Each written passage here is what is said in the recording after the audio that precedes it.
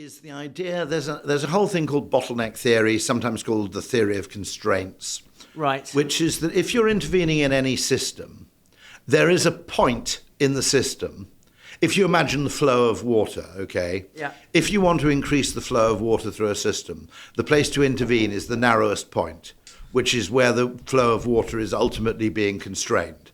Everything you do somewhere else won't really have much effect because until you open that part until you open up okay, that constraint. Yeah. Okay, and so the idea is there's a guy called Eli Goldratt who wrote a book called The Goal, which is all about the theory of constraints. The Goal, Goal. Yeah, it's all about the theory of constraints. And the idea is, I think it's highly intelligent because I think it's quite applicable to marketing. That actually, if you're not selling as much shit as you think, okay. The question to ask is, what is the constraint? And it could be distribution, or it could be mental distribution, which is nobody's heard of you. So even though you're everywhere, nobody knows who you are or what you do. Yeah. And so... yeah, that's interesting. Who is it? It's physical availability and mental availability. That's a Bryon Sharp thing, yeah. Yeah, that was it, yeah. So Coke is very, very mentally available in the sense that if you're sitting at any... Okay, so sitting here, or sitting in a cafe, or sitting in a shit cafe, or sitting in a Michelin 3-star restaurant, okay, you know that if you ask for Coke, they basically have to bring you one, otherwise they've got to explain why they don't stock Coke. Yeah. Now, that doesn't really apply to Dr. Pepper. You know, if you're sitting in a Michelin 3-star restaurant, you said, can I have a Dr. Pepper Cherry Zero? Then they would say, I'm afraid we don't have that, and you'd feel like a twat for asking. Whereas if they don't have Diet Coke, they feel like a twat for not having it. Yeah. Okay. Does that apply to like ketchup and mayonnaise? That's an interesting one because you could be a snobby restaurant and refuse to serve mayonnaise. You probably have to serve. That's a very interesting one. So, what are the that's a great question. What are the condiments? Now, mustard, I would argue, you have to have. If you're a steak restaurant, okay, you have to have mustard. You probably have to have mayonnaise, ketchup. Now, brown sauce and ketchup are interesting because, to be honest, a lot of people like them. And I would argue if you're serving breakfast and you don't offer brown sauce or ketchup, if you're serving bacon, you're being a bit of an arse. And actually, it's strange how you do have to ask, don't you? You would think, wouldn't you, that when you ordered a full English breakfast, there'd be a little pot of, at least on the table, there'd be a little pot of mayonnaise, or a little pot of, not mayonnaise, little pot of ketchup, little pot of HP sauce. Because I would argue that actually, obviously HP sauce isn't a given in, say, the US, but in the UK it would be for certain meals. And then it's interesting, in the US, I was in Texas, and I met the guy who's the chairman of the Texas Department of Transportation. Met him for breakfast. First thing he does when he sits down and his food arrives is, okay, can I have a bottle of Tabasco? And if you're in the American Southwest, chili or some sort of hot sauce is basically a mandatory. Whereas in New York, you probably get Tabasco in New York, but in Texas, you wouldn't consider not having some sort of chili-based condiment. My mom's Mexican, and everything she has is with Tabasco or a bit of chili. By the way, great thing, I always argue, we probably should get this down, the Mexicans, the Brits, the Americans, and the Turks, I think, are the only people who've cracked breakfast. I mean, the Mexican, like huevos rancheros and those kind of Mexican breakfasts are absolutely fantastic because, it's savory, it's beans, it's eggs, etc. That's what you want. That business where you go to countries in Europe and they go... European breakfast is fucking atrocious. Well, it's bad in France, but then when they get into donuts or Danish pastries, that's just ridiculous. It's just stale bread. Ridiculous. Ham and cheese. Yeah, go back to the... But the Mexican breakfast foods are fantastic. So Texas is a fantastic place to have breakfast because you basically get both. Yeah. Yeah, Tex-Mex breakfast. We're good to start. We'll jump in, yeah? Quickly go back to that bottleneck theory then, Rory, because that seems really interesting and that can apply to probably loads. The reason we're doing the Bottleneck podcast is because I think the problem we've had in business, in government, in politics is not that the toolkits are wrong, because all toolkits are wrong. Economics is wrong. All models are wrong. Some of them are useful. A guy called George Box said that. It's that we have this kind of I would argue we have this kind of Abilene effect, and I'll explain what that is in a moment, where if everybody uses the same model to solve problems, it's all very convenient for them administratively because they're all on the same page. But ultimately, you get a complete deficiency in terms of imagination. You're not allowed to use intuition anymore. You're not allowed to use creativity anymore. Everything is considered successful to the extent that it conforms to the model you're using. And I think we need far more models. We just need to accept.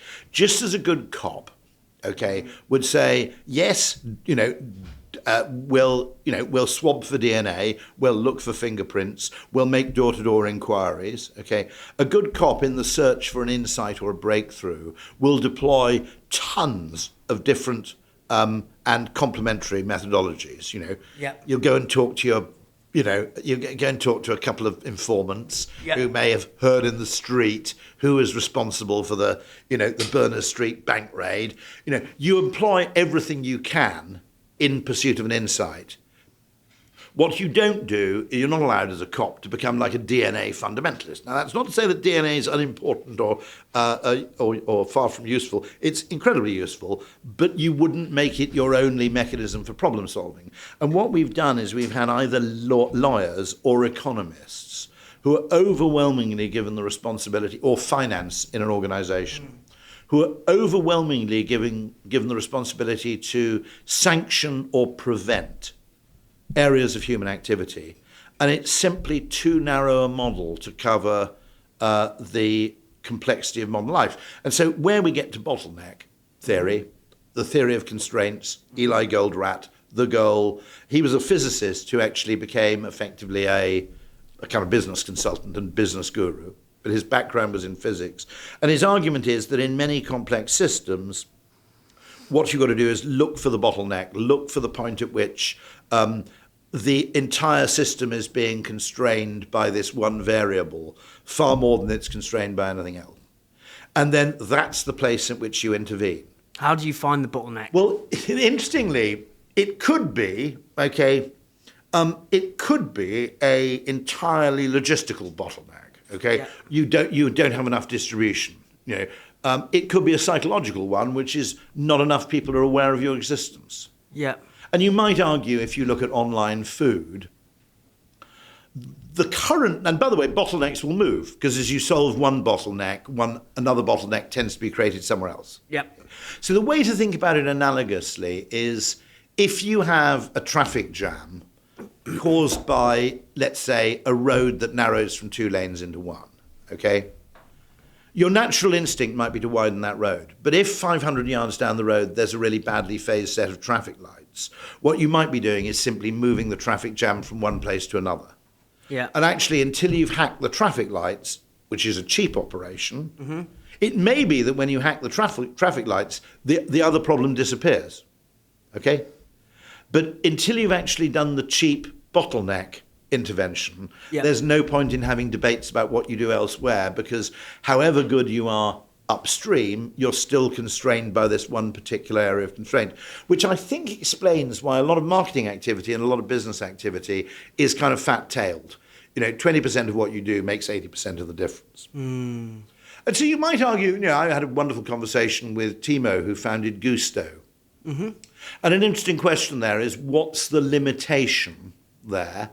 And you might argue that not enough of the population have experienced it 4 times. Now, by the way, I'm admitting kind of a failure here, because in a perfect world where I was possessed of greater creative ability, there may be a way in which you can describe Gusto to people in a way that makes them immediately appreciate what they've been missing. My own experience is there are certain goods and services and products which are what economists call experience goods. Think of 18-year-olds drinking lager, okay? You start off drinking lager, and let's be honest about it, most people when they start drinking beer think, this doesn't taste very nice. This is why alcohol-free beer brands, I had a really interesting conversation with my mate who's got a beer brand called Local, as in low, it's a play on words, local as in going to your local boozer, but local as in low Very, calorie. very neat name. Yeah, very, very neat name. And he was basically saying the issue with alcohol-free, and I don't know whether I agree with it, but it was an interesting point, was that the market's kind of capped with people who are over 30 or 25 who have done the sort of binge drinking, who actually like the taste of beer. Because if you're a 16-year-old, drinking beer is pretty putrid, to be honest. You might also argue, which is possible, that if you've been drinking alcoholic beer for 15, 20 years, the power of suggestion means that non-alcoholic beer arouses in you something of the same relaxation and conviviality that's achieved by alcohol. Now, we know this from an old barman's trick, which is that if you have, it only works with heavy gin drinkers, typically found in golf clubs. Right. You take a glass, okay, you dip the rim in gin to give it the smell, and then you basically give people a tonic water, okay, and with a bit of ice and lemon. Yeah. What's interesting about it is that regular gin drinkers often don't notice. Weirder still, they manifest drunkenness because they think they've had 4 double G&Ts and they behave as though they have, even though the alcohol in their blood alcohol level is 0. Or possibly you might do this only after they've had the first legitimate gin and tonic, but you can continue as a barman serving them tonic water effectively and charging them for G&Ts. A famous story, which I have to be very careful about because it needs to maintain confidentiality, is of a High Court judge somewhere, and I won't say where, who was breathalyzed leaving a golf club. The breathalyzer went green, saving his career and reputation, and he immediately went back and demanded the barman was fired for watering down the drinks. Okay, somewhat ungratefully, I would argue.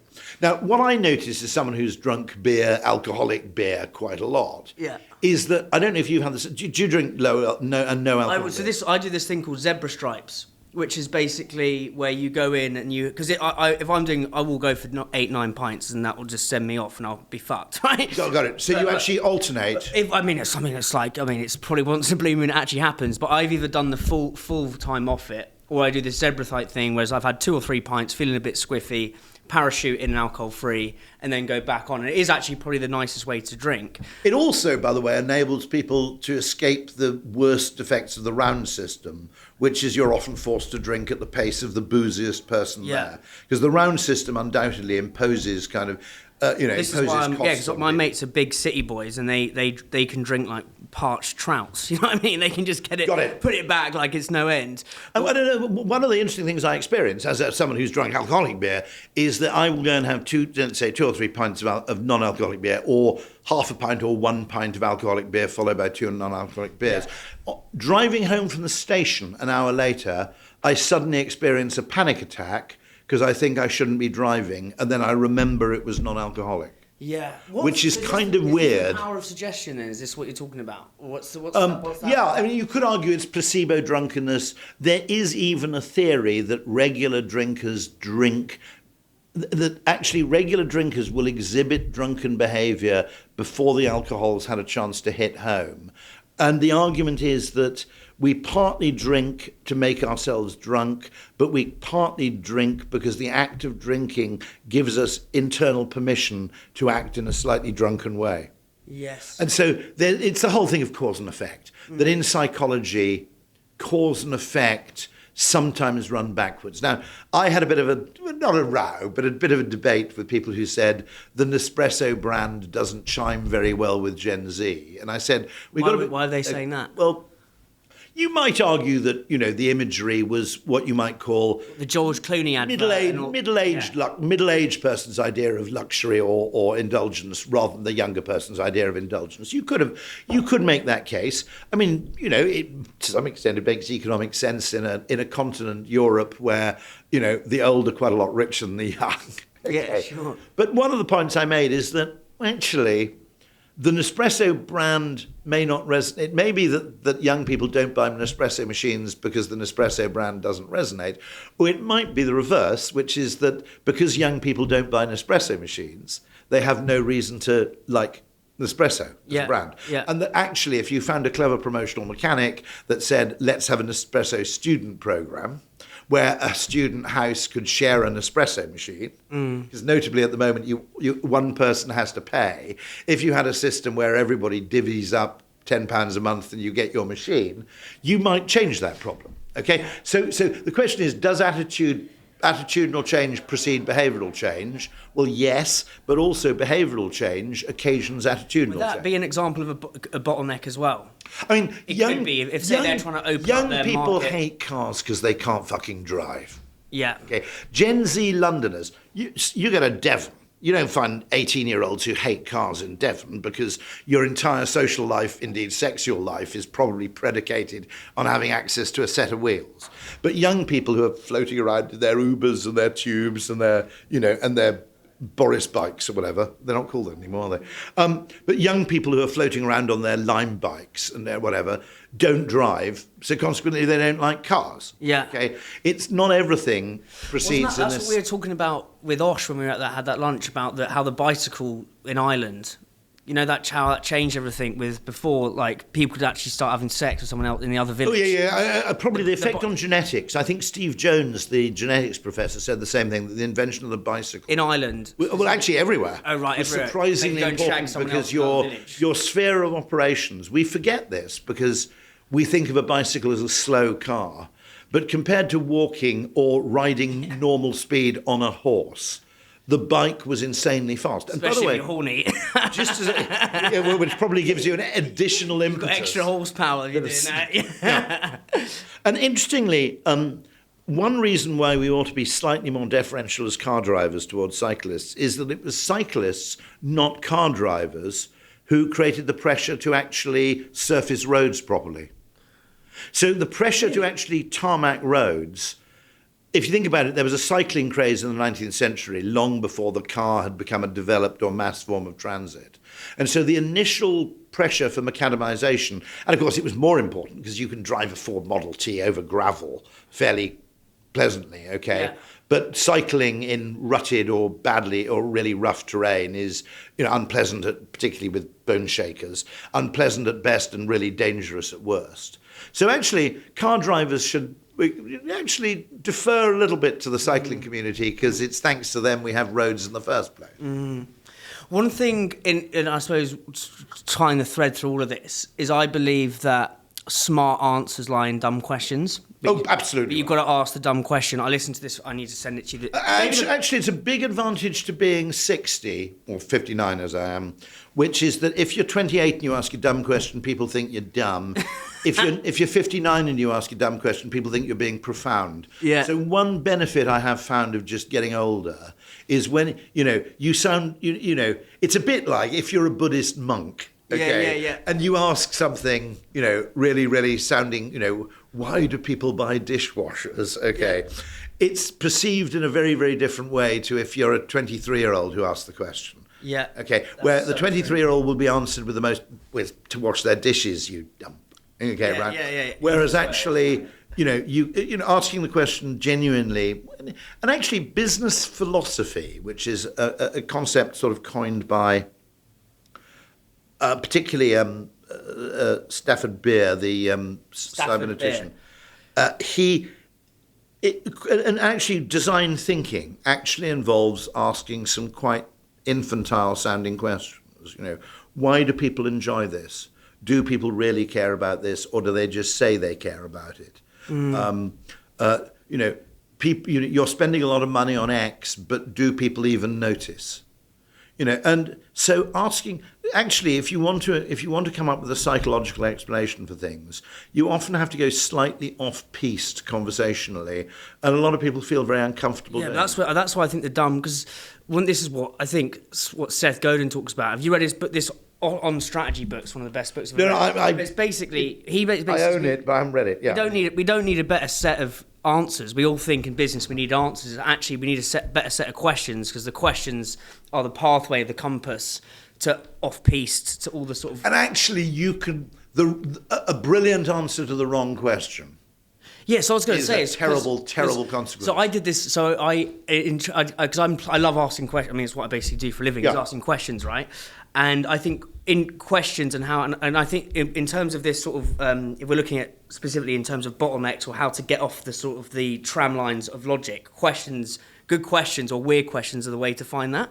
And so I interviewed Michelle Roux last week. By the way, there's a problem that bottlenecks always come across, which is it requires, generally in an organisation, it might require that a lot of people do nothing, and a small group of people do a lot.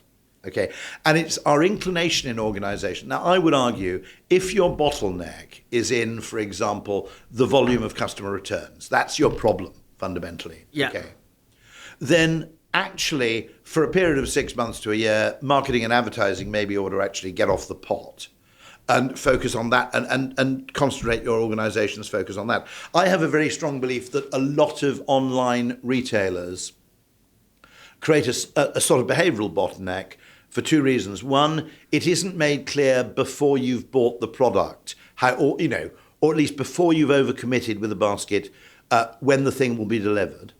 And secondly, I think there's a psychological bottleneck in giving people no choice over who delivers it. Because we all have strong preferences. And by the way, it varies. My local every delivery driver, I know they're often disparaged, but when I have my regular driver, they're actually excellent.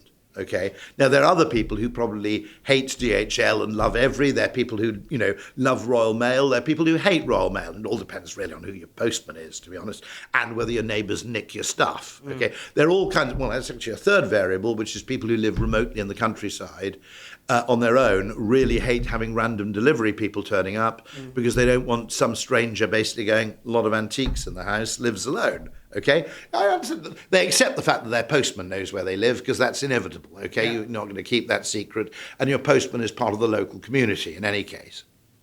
I'm sure there are one or two postmen who are basically scouting for crime gangs, but not too many. Yeah. Now, consequently, by procurement demanding that all delivery is channeled through a single operator and through logistics, I would argue a lot of people go, well, if it means if I think there's a 10% chance it's going to be delivered by X, I'm not going to order. And consequently, if you advertised up front, you can choose who delivers, I think online retailers would sell a hell of a lot more. Okay? But they don't, because fundamentally that would require marketing people to take control over something which you're is sort of inverting the question. Because that was going to say. We'll get to the question. Well, those people assume it's a logistical problem, whereas actually or a procurement problem. It's actually a psychological problem. Yeah. Because that's what I was going to say. So I interviewed Michelle Roux last week, and I tried to invert one of the questions when I was prepping. And obviously Marco P.I. White, Marcus Waring, Gordon Ramsay all went through Le Gavroche kitchens. And so I said, the question I asked him, I sort of reversed it, was like, because everyone says, oh, who's the most naturally gifted? I said, who's the least naturally gifted? And he was like, oh, shit. Then it opened up a whole new different sort of delta of exploration, because it's, who had to work the hardest? And I'd love to know, because I think... By the way, that's an interesting one, because there are a lot of fields where there are kind of advertising creativity being one of them. And I would argue that I'm... Well, as in terms of inverting the question? There are actually two kinds of chef, I would suspect, in the way that there are two kinds of art director or copywriter, which is, roughly speaking, there's the Mozart or there's the Beethoven. What's the difference between Mozart and Beethoven? Because funnily enough, Albert Roux, who basically created, he was like the Beatles of food.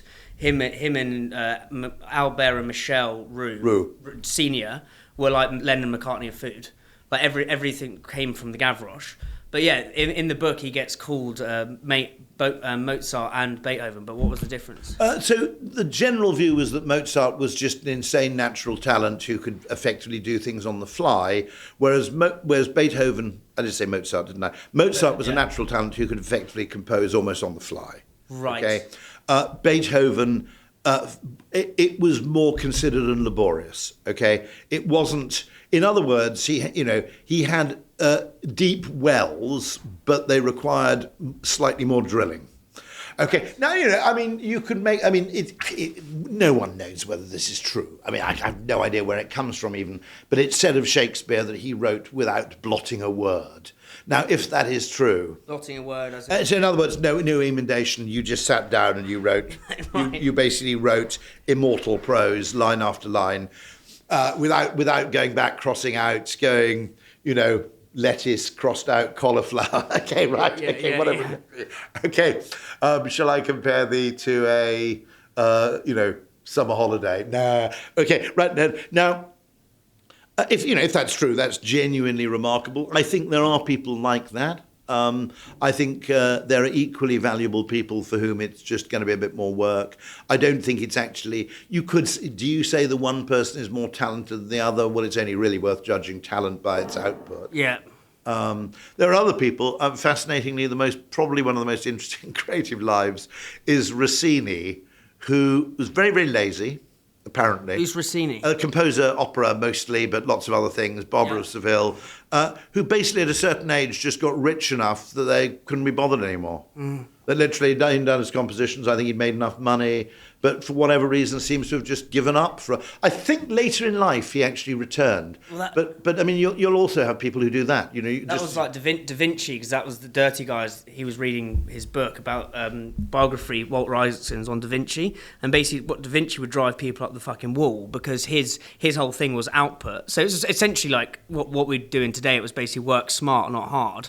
He'd go really intense for 4 hours and then do fuck all, and they'd be like, oh, why? And he would take these massive long rests. Of course, that's a weird facet, isn't it, of ADD or ADHD, which is that people with ADHD, unexpectedly, you might think, are also capable of incredibly intense bouts of concentration. Yeah. So it's a slightly different way of directing your energies. It doesn't suggest that you're necessarily a sort of dilettante or totally easily distracted, although you might be. It may well be that you need the distraction. Well, Rick Rubin, procrastination is not distraction. Distraction is not procrastination. Yeah, absolutely right. Distraction's great because that's where... So I've got another great... we're talking about Quentin Tarantino's writing process changed when he did Inglourious Bastards. So he basically used to sit there and write in a cafe, Pulp Fiction, eat hamburgers, eat fries in sort of this, cafe in America. And he would try and bang out, 8-10 hours a day. And he basically fucked that off. And he would do 4 hours intense work. Unusual for someone to change method. Yeah, he said he says all his films after Inglourious Bastards got better. And then he'd go and sit, and this is why I've got this idea between hard creativity and soft creativity. So I'll tell you about that in a sec. But then he'd go and sit in the swimming pool, and he'd basically say I'd sit there, and basically by distraction is not procrastination, all these new ideas for his script would come, and then he'd spend a little 20 minutes writing them down, and then the next day he would start again, so he had all this fresh material to... One reason I support a degree of flexible working is that there's a surprising value to getting up, turning off your computer and stacking the dishwasher, because... It's always said of Archimedes that he had that idea, Archimedes getting in the bath, the idea of displacement of water. And of course, people always say he had the idea in the bath, but he actually had the idea getting into the bath. Yeah. Okay, and I think it's important because in the transition between one mental state and another, it's a bit like briefly your brain goes into neutral, rather like when you change gear in an old-fashioned petrol car. And in that moment of going into neutral, something might happen that wouldn't otherwise happen. And I think the very interesting thing, by the way, a great book to read, which is sort of about an interesting kind of creativity, but it undoubtedly is creativity. There's a book, I think, called Counterintelligence, which I've just been reading, which is a kind of history of GCHQ and Bletchley Park. So that's the government's communication headquarters and kind of code breaking and crypto analysis and traffic analysis. So it's the government's bunch of spooks in Cheltenham, basically listening in on everybody, mostly electronics, intelligence gathering, but also intelligence analysis and prioritization and so on. So it's an intelligence function, I think, which reports to probably the Secret Intelligence Service. I don't know the structure. And it sprang out of, to an extent, a thing called Bletchley Park, which you've probably seen. It reminds me of those. Okay, so the film ITV with Alan Turing and the Enigma breaking. Imitation breaking Game. in World War II, the Imitation Game. That's basically about it. Okay. Right. And what was interesting about both Bletchley Park, which they have continued in GCHQ, is you have a very non-hierarchical organisation. In many cases, they'll hire someone not to a specific role. They'll hire someone who's mentally unusual and then find a role for them subsequently, rather than the usual way in which we hire now, which is we must define the role before we hire the person. the They do that version, backwards. isn't it? It also has some really, really unusual characteristics in terms of how it's sort of self-organizing, how it's very, very flat in terms of structure. And so it's unusual as a government department in the way in which it's surprisingly non-linear in the way it manages people. And this goes back to Bletchley Park, which was a deeply eccentric organisation. How so? Well, it was actually one of the things that's probably forgotten far too much. What year was this? So this would have been, roughly This is during speaking... the war. This is the Enigma code. Yeah, so Churchill basically was a big fan of intelligence and spying in a way that Hitler wasn't. And that was probably decisive in a way, that Hitler believed that his own military strategy was so brilliant, okay, that you didn't really need to know what the enemy was up to that much. And they were overconfident in the extent to which the Enigma code was unbreakable. In the Bletchley Park, which had an extraordinary mix of people, as I said, probably 75% female, involved in everything from obviously translating from German into English, but generally involved in code breaking and crypto analysis. What you need there is not the standard structure that a command and control organization needs, because rather like police detective work, you're in the business of spotting significance or pattern recognition. And so it's a fatal mistake to try and practice that by being too dirigiste or directional. More effectively, defining success in advance is how I describe that. In other words, in a way, when you start out in a police investigation, eventually you'll have to prove the guy's guilty. That's what I call the evidential phase of police work, okay? But in finding out who did it in the first place, before you get to prove it, you have to be very, very open-minded about from where the insight might come. Could be DNA analysis, as I was saying earlier. Okay, and so it's a fatal mistake to be too process-driven or too tied down to procedural neatness in any process. And I'd include creative advertising in this, by the way, as a kind of weird bastard stepchild of Bletchley Park. What you're trying to do is make a breakthrough. And just as scientific breakthroughs rarely emerge from pure intention, they're accidental observations.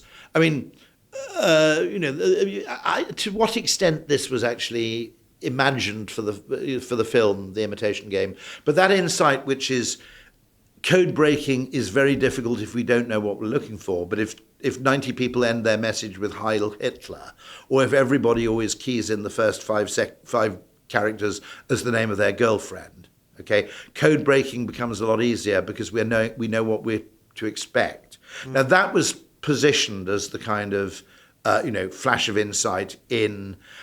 To what extent that's true, I genuinely don't know. It's plausible, by the way. There was certainly one very valuable German who they didn't want to. They were absolutely desperate that this chap didn't get attacked, because every single day he was in some absolute bloody middle of nowhere posting in the middle of the desert in North Africa. And every single day he would post exactly the same thing, which was nothing to report in so-and-so, so-and-so. And of course that meant code breaking for the Enigma machine became incredibly easy, because you knew exactly what he was actually saying. You just had to find out the combination of dials that would actually lead to this outcome, therefore making the whole... How do they actually crack it then? I haven't seen... With an extraordinary guy called Flowers, who is a post office engineer. Wasn't it Alan Turing as well, though? Turing was the kind of computational whiz and mathematical whiz. Yeah. But actually, we should give a load of credit, actually, to a lot of people, but also to the technology, which was... I mean, they had a more or less limitless budget, I think. Effectively, extraordinarily advanced for the day in terms of weird rotating dials, which effectively led to the first programmable computer, in that it was a machine that could do different things according to what you asked it to do, which is what makes it a computer, rather than the machine that is designed with a single purpose and nothing else. Okay, that's the difference, I suppose, between a computer and an adding machine. Yeah. But no, I mean, what's interesting about it is that you fundamentally can't achieve the... And they hired, by the way, quite heavily, using proficiency at the Daily Telegraph cryptic crossword as a kind of heuristic measure of your code-breaking ability. one of the interesting facets of that is that people would learn. One of the things that's apparently useful about crossword queuing is that you also, part of the way in which you solve a crossword is you get to know the setter and you get to know their particular foibles. And apparently that same technique of, I think this is Olaf, I think this person is so-and-so, by somehow being able to kind of, effectively recognize tacitly certain patterns in behavior, that was also valuable. But definitely read this book. I'm pretty sure it's called Counterintelligence. I was listening to the audio book.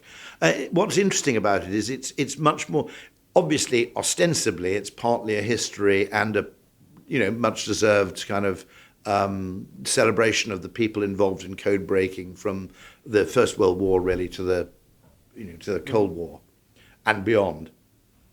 But it's also interesting in terms of the fact that they very quickly realized that you cannot solve this kind of problem by the traditional, what you might call upfront rationality that is favored in the civil service. You need fundamentally to give people the freedom to speculate and to hypothesize. And to go back to the subject of baths, there was literally a guy in military intelligence, I think in the First World War, who had a hot bath installed next to his office. Now try doing that now, on the grounds that he felt he could think better. He'd read various scientific papers that said that hot water bathing improved. Well, that's basically what Tarantino's doing with this process. Is he's getting in hot water, and on that note, I think there's a thing of between hard creativity and soft creativity. Hard creativity is that 4 hours work where you're like relentlessly bludgeoning your way through a problem.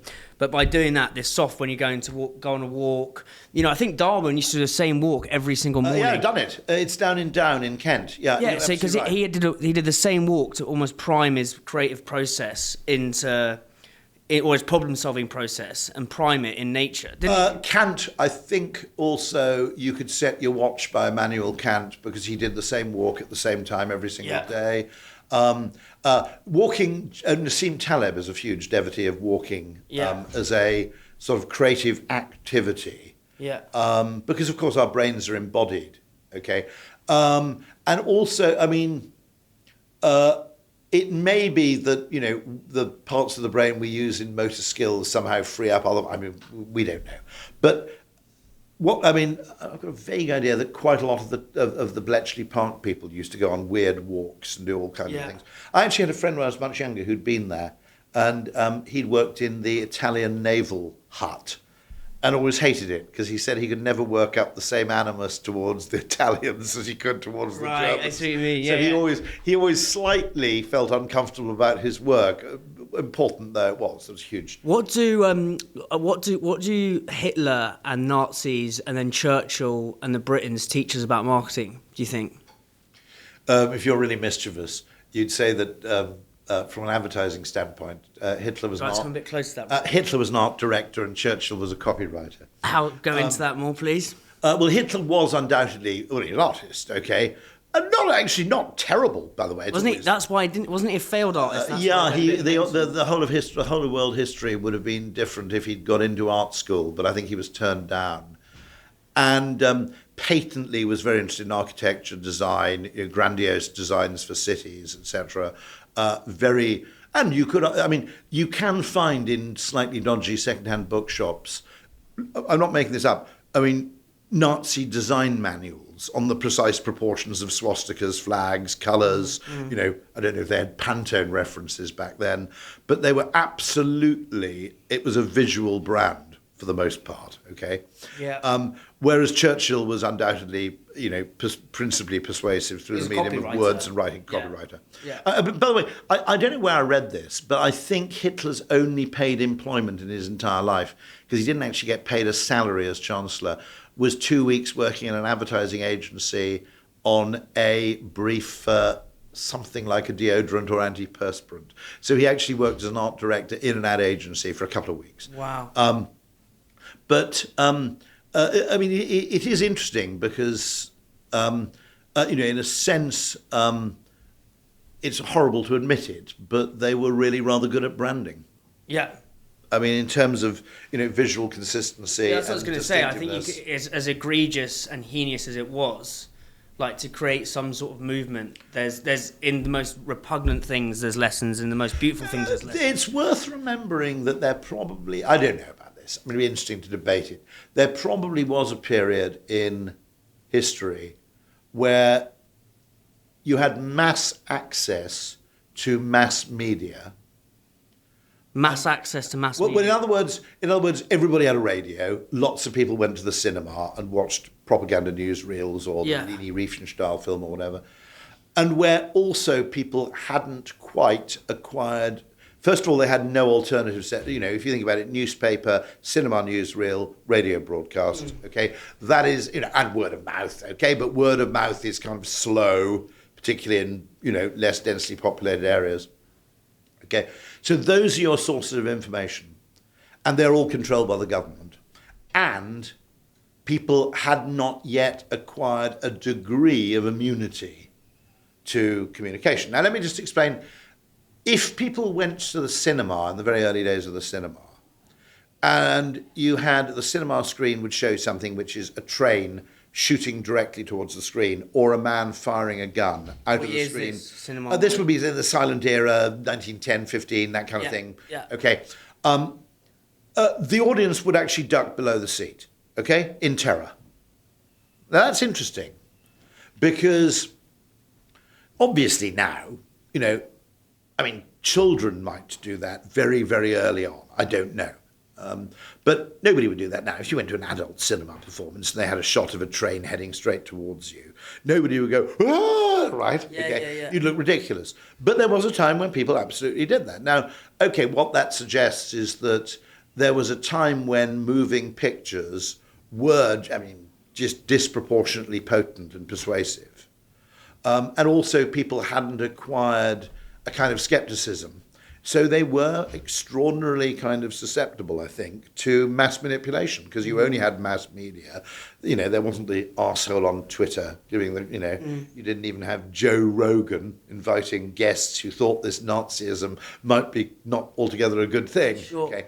You didn't have any kind of real dissent. And society was fundamentally pretty conformist, particularly in Germany, particularly at a certain time, at that period in history.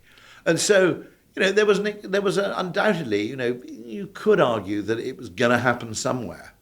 That kind of collective insanity would happen somewhere. Because, I'm not suggesting, there are lots of reasons for these things, but it was a very unusual media environment. Yeah, but because Germany lost all their status at the end of World War One, and Hitler's whole promise was, Will Storr talks about this in the status game, as how they're going to bring up, he was the sort of the promised land of bringing back Germany's status on a global scale.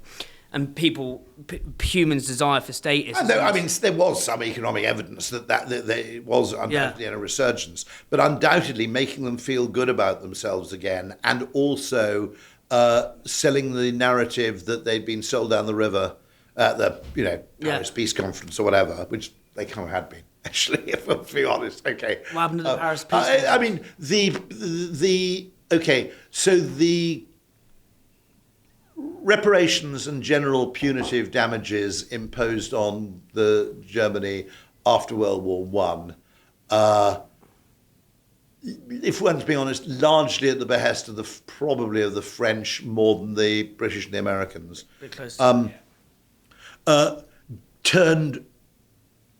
effectively created a sense of justifiable grievance. Justifiable grievance. It all happened. It's all my cousin Woodrow's fault. He's bizarrely like my fourth cousin twice removed or something. Woodrow. You always say that. But no. Weirdly. But he got ill. He got Spanish. How did you find that out? Very strange thing. Somebody wrote to us from Canada who was obsessed with tracing our ancestry back to almost interminable Calvinist ministers in Scotland. And I was reading this going, and then they were descended from so-and-so, and the guy in a painting in Sterling Art Gallery called The Covenant as Baptism. The guy doing the baptism is apparently a sort of distant ancestor of mine, I think called Williamson. Okay, and anyway, in this sort of footnote, he goes, and and is also the ancestor of Woodrow Wilson. I was going, it's a bit more interesting than a bloody Calvinist minister, isn't it? But she seemed absolutely fixated on an awful lot of Calvinist ministers.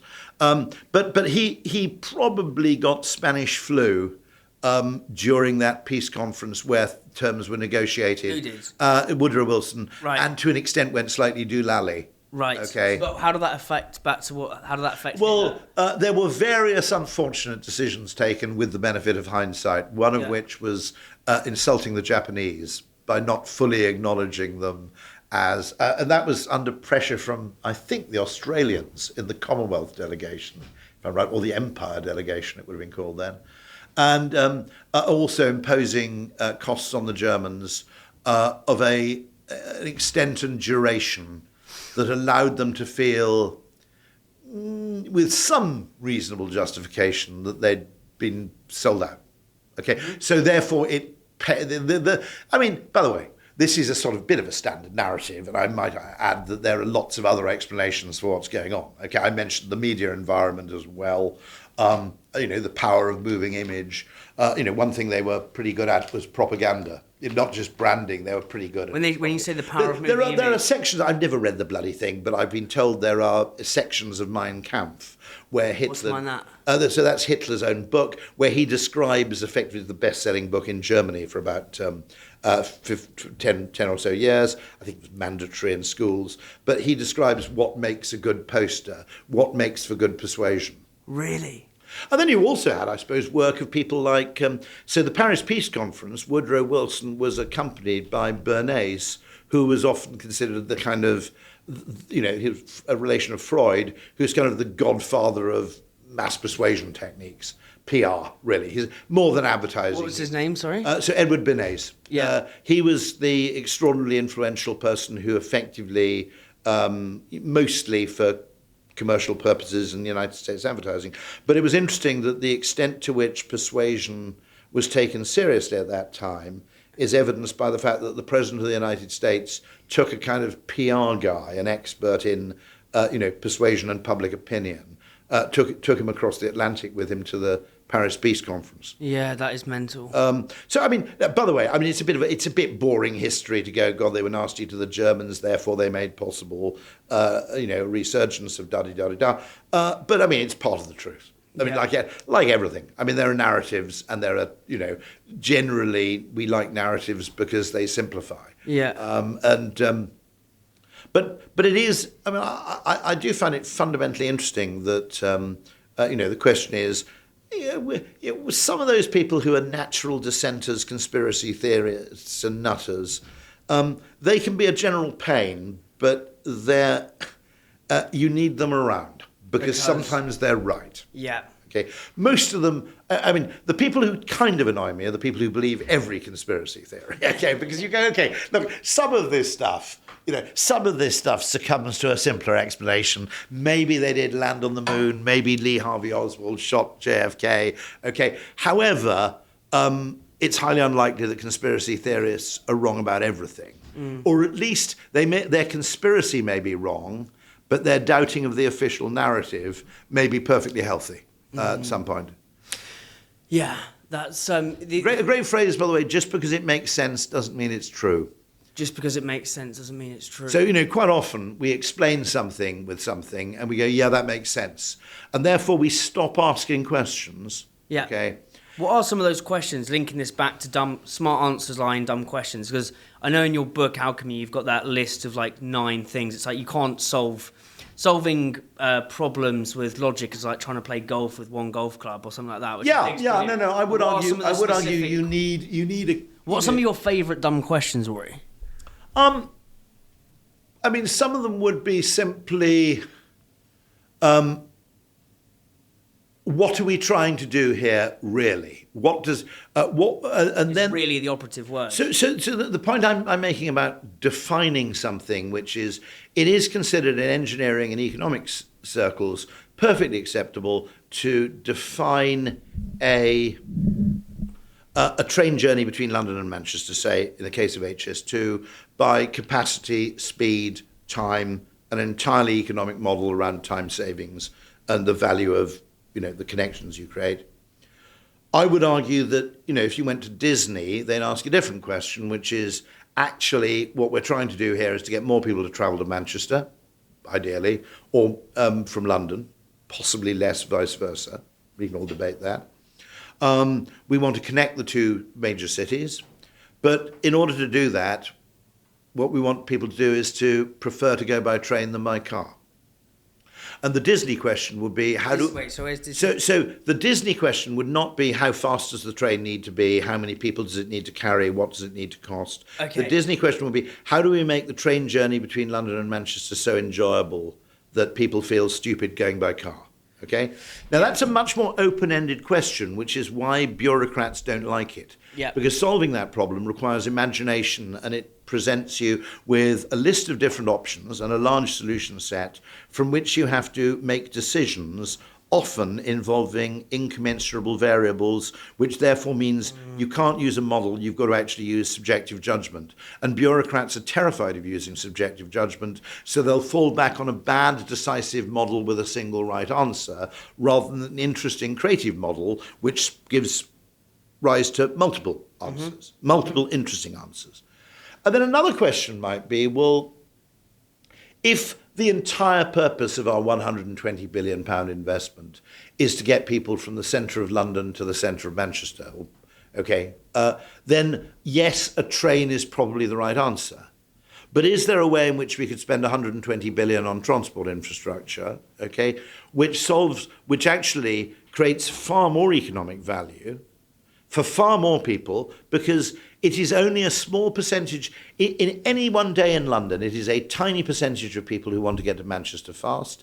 And in any day in Manchester, it is a tiny percentage of people who want to get from central Manchester to London fast. In fact, it's slightly stupid because most of the people who actually most of the people who work in Manchester, okay, actually live south of Manchester. Yeah. Okay. So currently, they don't board the train in Manchester. They board the train in... Crewe, isn't it? Or it's probably Southport, is it? No, Southport's Stockport. Yeah. Sorry, Stockport.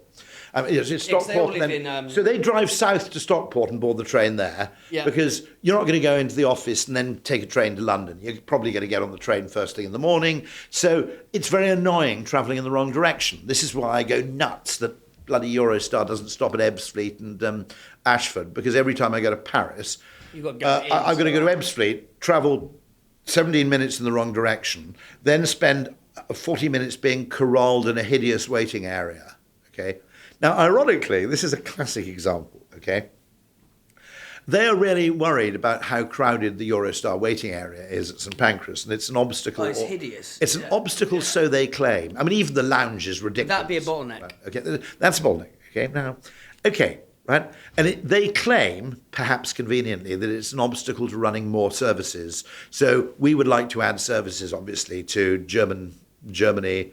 There's the potential of an overnight service somewhere, okay? But we'd like to add more services to more destinations, to the Eurostar, certainly including...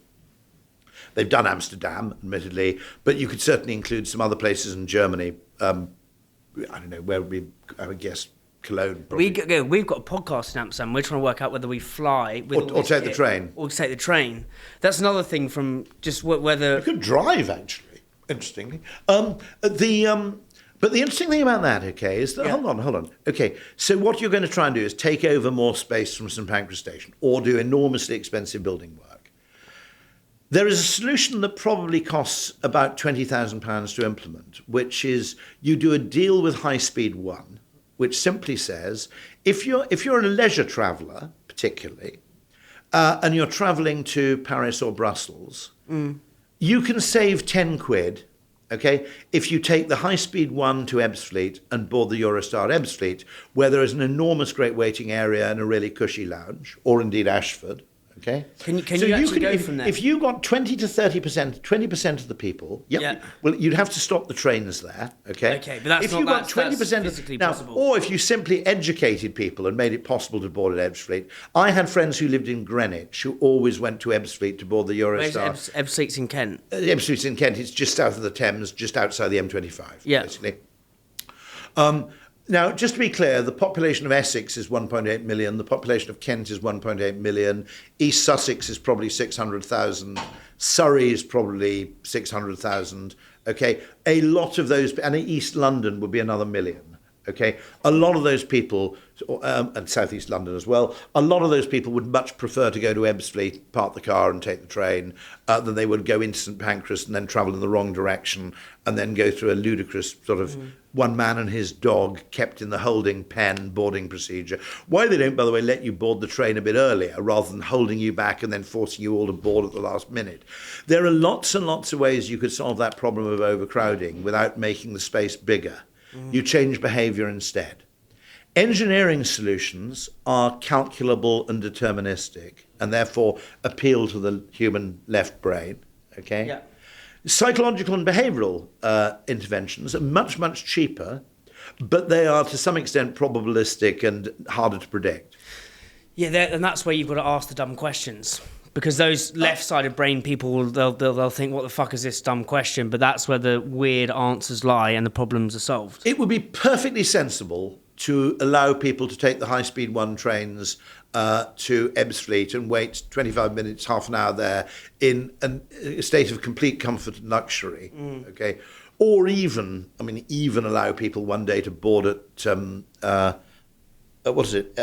Stratford, which I think that's a way off. That's building work. Okay, it's called Stratford International. It's a wholly erroneous name for the station because there are no international services. It's a bit like North Kensington. You know, it's a marketing name, not a. Yeah, I was going to ask you who came up with the because I was speaking to a guy the other week.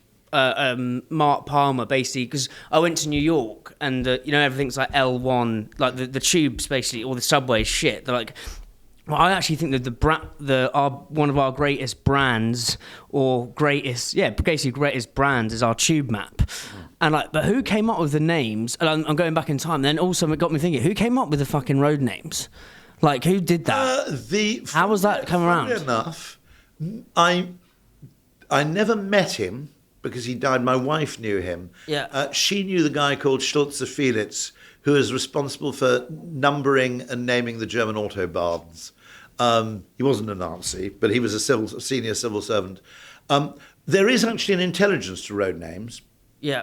Which is that, roughly speaking, they go clockwise from the A1 all the way around. And then the A41 is an offshoot. Typically, the way it works is the A40X is an offshoot of the A4. And the A... What about the road names in London? So, for example, the A21 is sort of an offshoot of the A2. Okay, it's far from being exact. Okay, but essentially, the shorter the fewer the numbers, the number of numbers, the more significant a road it is. A roads are more significant than B roads, and so. What's M3 is more significant? So the A1, I think, is Watling Street, which is largely originally on the path of a Roman road. The A4, by the way, Piccadilly is technically the A4, and the Bayswater Road and Oxford Street is technically the A40. Well, the A3 goes all the way into London Bridge, into Southwark. Into Southwark, you're absolutely right. Yes. The A3 is what I take in. So no one ever referred to Selfridges, okay, as being on the A40. Yeah. But technically it is. Yeah. What about the other roads in terms of like... By the way, I have no idea who the people are who do this, but practically every road in Britain has a Wikipedia entry. Really? Which is extraordinary. And literally it will go into the history of the road, the fact that sometimes roads actually overlap. So you actually have a case where 2 roads actually become one and then separate again. I think that happens down in Sussex, which is the road to Eastbourne and the A272 or something. They actually become maybe the A26 and the A20.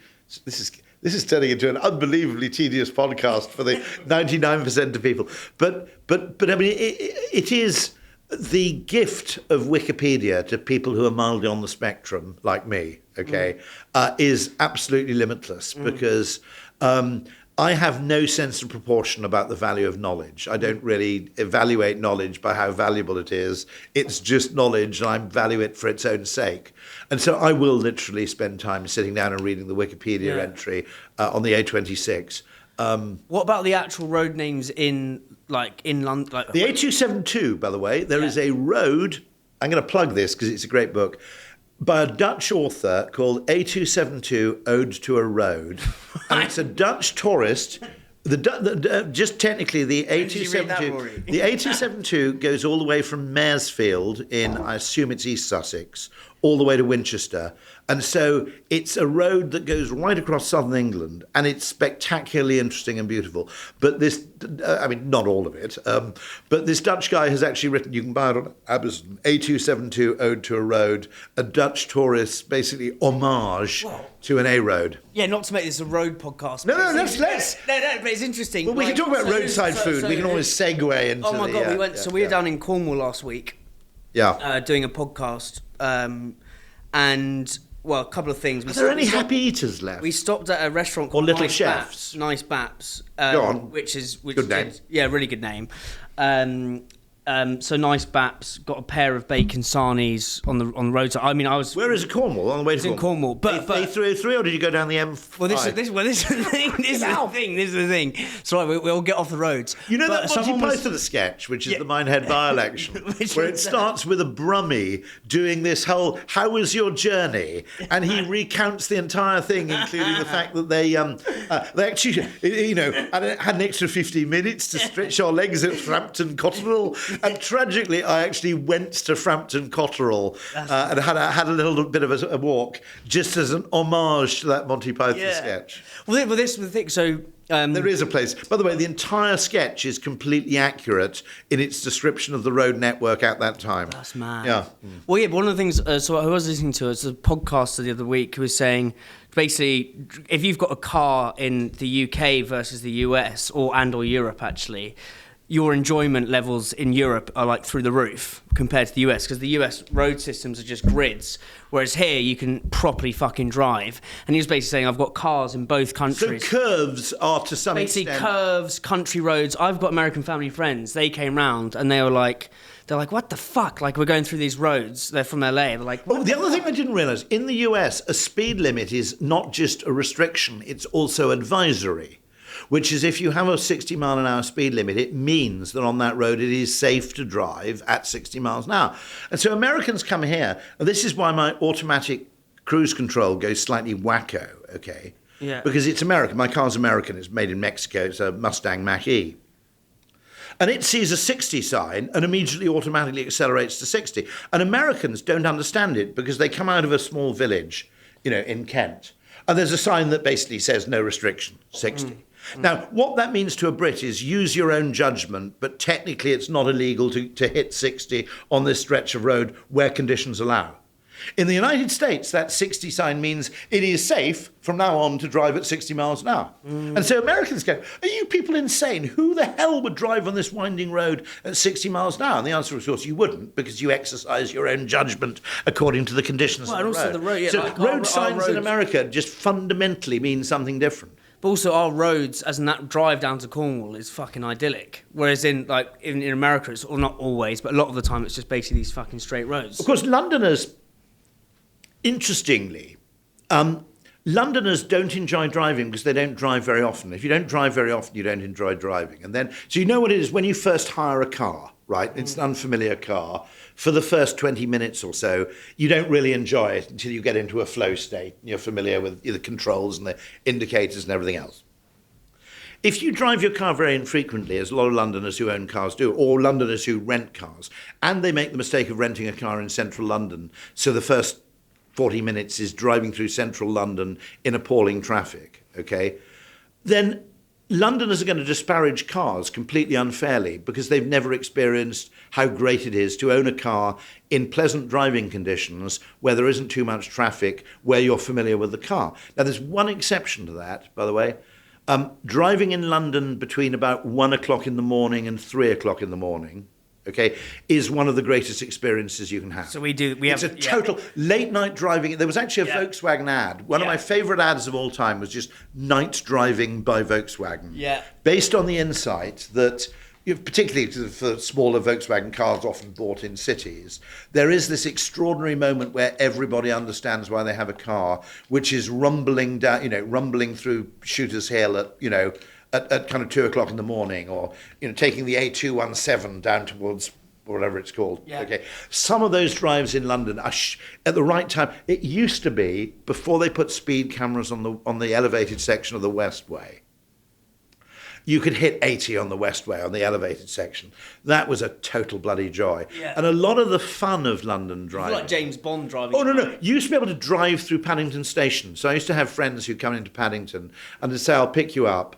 And amazingly, you could drive in through a ramp. They got rid of it for the Heathrow Express. And you drove right down into the middle of the station and you drove out the other end onto Parade Street. That's porn. That's another that's another thing that's wrong with, I think, what winds me up about sat-navs, or like not sat-navs but sometimes Waze, is it will take you the fastest route. Not the most enjoyable. Not the most enjoyable. So it's like the traffic. So the traffic can sometimes be an absolute fucking nightmare. And I'm not gonna. I'd rather. Well, the philosophical question is. I'd rather go an extra 10 minutes and actually enjoy and be moving. There's a difference between moving. My sat-nav doesn't like going out on the A13, crossing the Queen Elizabeth Bridge, down to Kent, okay? Yeah. It prefers to take you through the Blackwall Tunnel. It may change it a bit, because partly it has a bit of a toll aversion, and there's a £1.50 charge to go across the bridge. Now, of course, there's now a £4 charge to go through the Blackwall Tunnel, so I don't know how it's going to respond to that. But also, I would rather keep moving for 45 minutes, yes, okay, than be in stop-go traffic for 35 minutes. Yes. And it doesn't really understand that concept. I think that's fair. If you're a challenger brand that's absolutely killing it in D2C, but you're struggling to crack retail, then you've got to listen to this. Maybe you've got an Ocado listing, maybe you've got a Whole Foods listing, maybe you're absolutely killing it in Selfridges, maybe you're absolutely killing it in your farm shop and your indies. But my friends, making the leap, crossing El Chasm, crossing El Rubicon to grocery retail is not easy. It's the Champions League of FMCG. It's super hard. It means playing at a higher level, and that's where so many amazing brands sadly stumble. Look, retailers want stories backed by data, not dreams and a pretty pitch deck.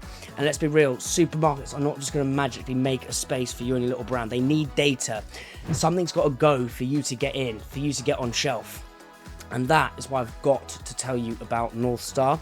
They are the team that's helping purpose-led FMCG brands go from gut instinct dreams to unstoppable pitch decks that actually unlock retailers. Northstar are not like another data company that force feed you data like foie gras, that act like a NASA space mission. It's super simple to use. Their team are amazing and they actually get the challenger mindset. Northstar are your shortcut to smarter decisions, stronger pitches and investor confidence, all built specifically for challenger brands like yours. You don't need a massive sales team, you need Northstar. Link in the show notes. Click that link and you'll be able to book a free demo with Northstar. Highly recommend that, and thank me later. That's another thing. Rick Rubin loves to drive. From what I've read and listened to him, he says driving. I've seen his car, but I won't reveal. I'll respect Rick's privacy. Because you did a podcast with him, didn't you?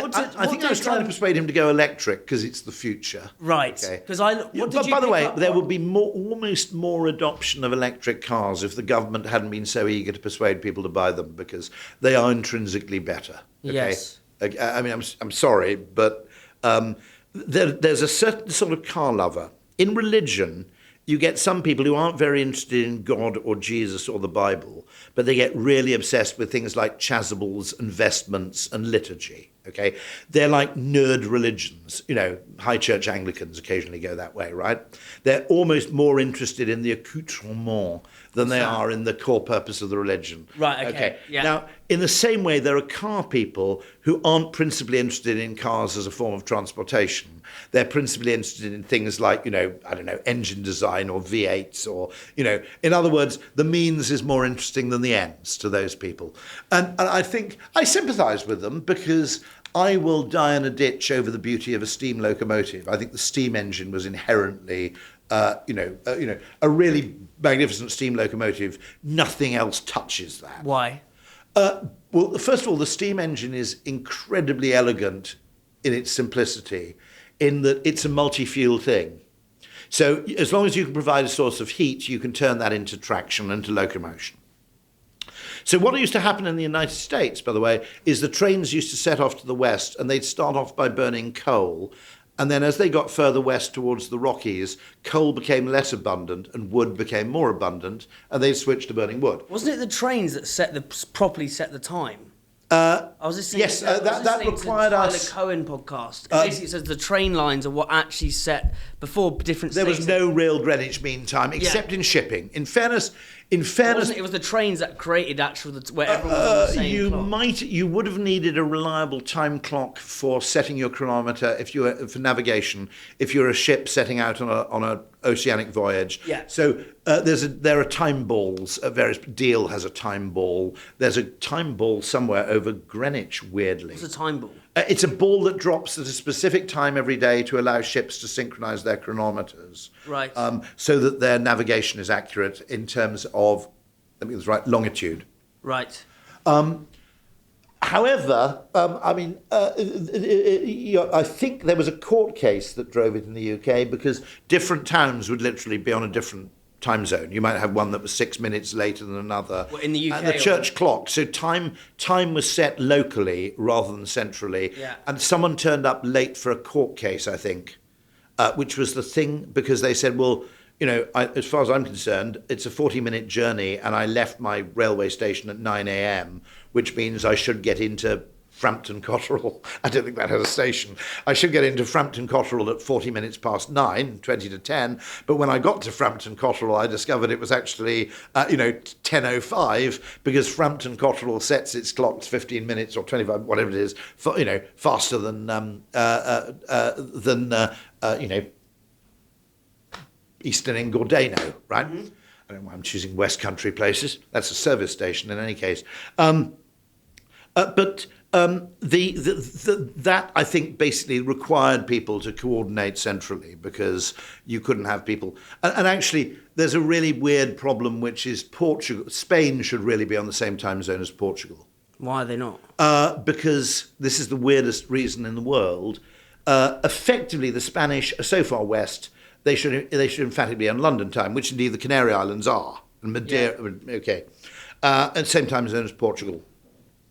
And Hitler visited Franco, and Franco, as a weird gesture to the fascist dictator of Spain, 1930 something or other, to 1970 something or other. Yeah. I can remember him dying. I'm that old. There was a dictator of Spain? There was a dictator of Spain in my childhood. Spain was a complete dictatorship in my childhood. No. Yeah. Really? I never knew that. But by the way, yeah. It's worth noting that modern language teaching should really have started teaching Spanish rather than French a long time ago. But it's it's a much more valuable language in terms of the widespread use, sure. Okay? One of the reasons, I suppose, two reasons. One, bear in mind we didn't have cheap air travel, so everybody could go to France, but not everybody could go to Spain. Okay, but the other reason was that the majority, perhaps all of Spanish-speaking countries in my childhood were either communist or fascist dictatorships in one shape or another. So French it was. But so to impress Hitler, he just announced that Spain was going to be taken onto effectively Central European time, which is the same time zone as Berlin, which is miles and miles to the east. The decision is completely whack. It causes all kinds of problems. One of the reasons why the Spanish have to eat ridiculously late at night is they all go out to eat at 9 o'clock and we go, that's so weird. What they're actually doing is going out to eat at 8 o'clock in Portuguese time or London time. And the reason they're going out late is because it's too bastard hot at 7 o'clock to go out and eat. See, so effectively the whole of Spain gets up too early and okay. Who are we speaking to this about? Are we speaking to Storm about this? Who's going to? We're basically. This is it. We're saying the. It's proper whack. Yeah, but also you can't get a good. The cafe culture over there is shite because you can't get good breakfast. Nothing opens. I agree that the Spanish have not cracked breakfast. However, in other culinary matters, I think the Spanish have actually performed spectacularly in the last 20 years. Yeah. I mean, to a point of view where you could make the case that it's as interesting or possibly even more interesting a place to eat, depending on what you like, than, say, than France or Italy. Okay. Yeah. Now, I will agree with you that paella is actually a failed biryani. Yeah. So certain of the things that are considered Spanish staples, I consider remarkably unexciting. There's almost like a Tex-Mexification of paella because actual paella is from Valencia, which is with rabbit. So the stuff we get with chicken and seafood and prawns and chorizo is basically our Tex-Mexification. So it was rabbit biryani. Yeah, basically it's gone off the rails. If you go to Valencia, there's no fish. You can't get seafood. Well, you can now. But the Valencia, how they would put that, don't they? Valencia paella is fucking rabbit. You can't get anything else, and it's vegetables. Which is weird because it's by the sea. But Yeah, fair enough. That's what.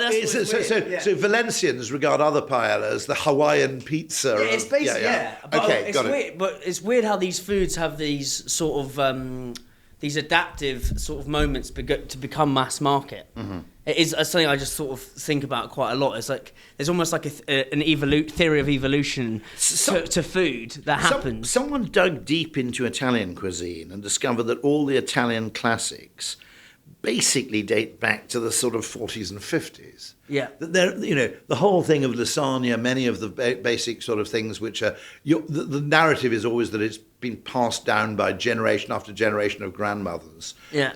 Apparently that's not, if you dig into it, not really true. Yeah. Well, it's the Italian. Again, it's the adaptive thing. It's Italian American. That's basically what the Italian food we have is. There's a sort of debate. Mass market is all that stuff was people going over to the States. No. That's undoubtedly Indian food in the UK is not necessarily, not all of it, but some of it's unrepresentative of what you'd find in India. And of course, it's historically a lot less vegetarian than Indian food would often be as well. One thing I want to ask you about, Rory, is Nassim Taleb's book Antifragile. I think last time we talked about Thinking Fast and Slow by Daniel Kahneman. I'd love to know about Antifragile. Like, what are the lessons, the big lessons from there, the first principles you take from that you think you can apply to? It's really, really marketing important. specifically. Which is the statistical assumptions that we overlay on real-world observed behaviour, okay? Yeah. Now, Fooled by Randomness was an earlier book, which is perhaps more of a behavioural science book, less mathematical. Why? How so? It's the extent that we will often extract patterns out of random events that aren't really there, or we will extrapolate. We underestimate. Example of that. We underestimate. I mean, there's a great book by Bryon Sharp called Fluke. We underestimate the role of randomness, okay, in everyday life, and probably we have a kind of... I think the book was partly inspired by a meeting between Taleb and Kahneman, actually. They were Fooled by Randomness was. I think I'm right. I think I've got the order right there. No, yes. I mean, it was before Kahneman had written his book, but I think Kahneman and Nassim knew each other quite some time before either of them became a published author, I think. Okay, because Taleb obviously is very interested in the sort of inherent biases that happen in trading, for example. Yeah. And, so one of the points he makes is that we tend to conflate the likelihood of something happening with with what we should necessarily do. Okay, so for example, a poker player will understand that you occasionally place a bet which has a very low chance of success, but in the event of success, you make a fortune.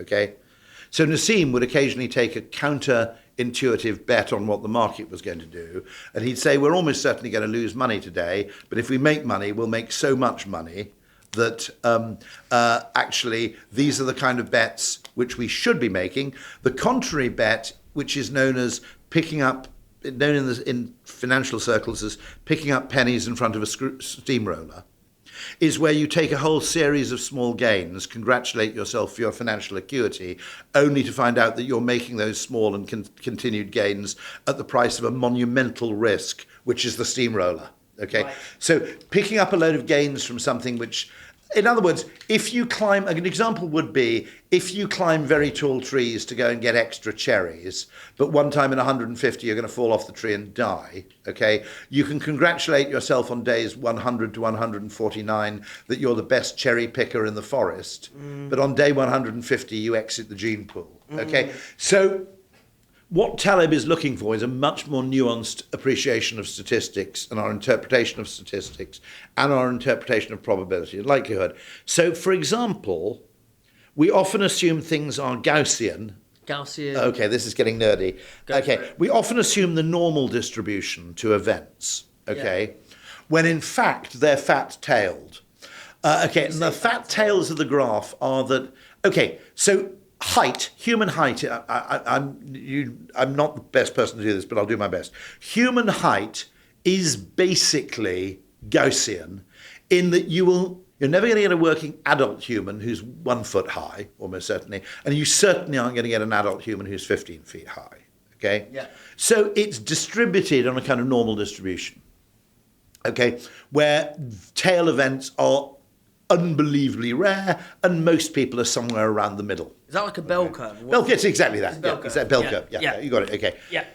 A lot of things in life actually now. He's looking at the tail end. So either side. he's talking about mediocristan, which is human height. Yeah. And he's contrasting that with something called extremistan, which is human wealth. Yeah. So to give an example, there is nobody so tall that they could walk into a packed Wembley Stadium and meaningfully change the average height of everybody on the stadium simply by their presence. Yeah. But if Bill Gates walked into Wembley Stadium, or if Elon walked into Wembley Stadium, wealth of it. the average person in that stadium would now be a millionaire. Okay? And so not all things are distributed by a bell curve distribution. A lot of things actually, there is far more extremity. And by the way, the poorest person in the world is also likely to be extremely, someone who's literally $1 billion in debt, for example. Okay? The poorest person in the world would meaningfully affect the average wealth of people in the stadium, potentially the other direction. And so his idea is that lots and lots of risk models in banking assumed bell curve probability, where people referred to, I think in the run-up to the financial crisis, they'd say things like, we've had 5 Six Sigma events on 5 consecutive days, to which you go, literally, okay, what you're suggesting there is that something that's a 1 in a billion probability as a standalone event has happened on 5 consecutive days. It's much more likely that your maths is wrong than you've just experienced literally an event that shouldn't happen in the entire lifetime of the universe.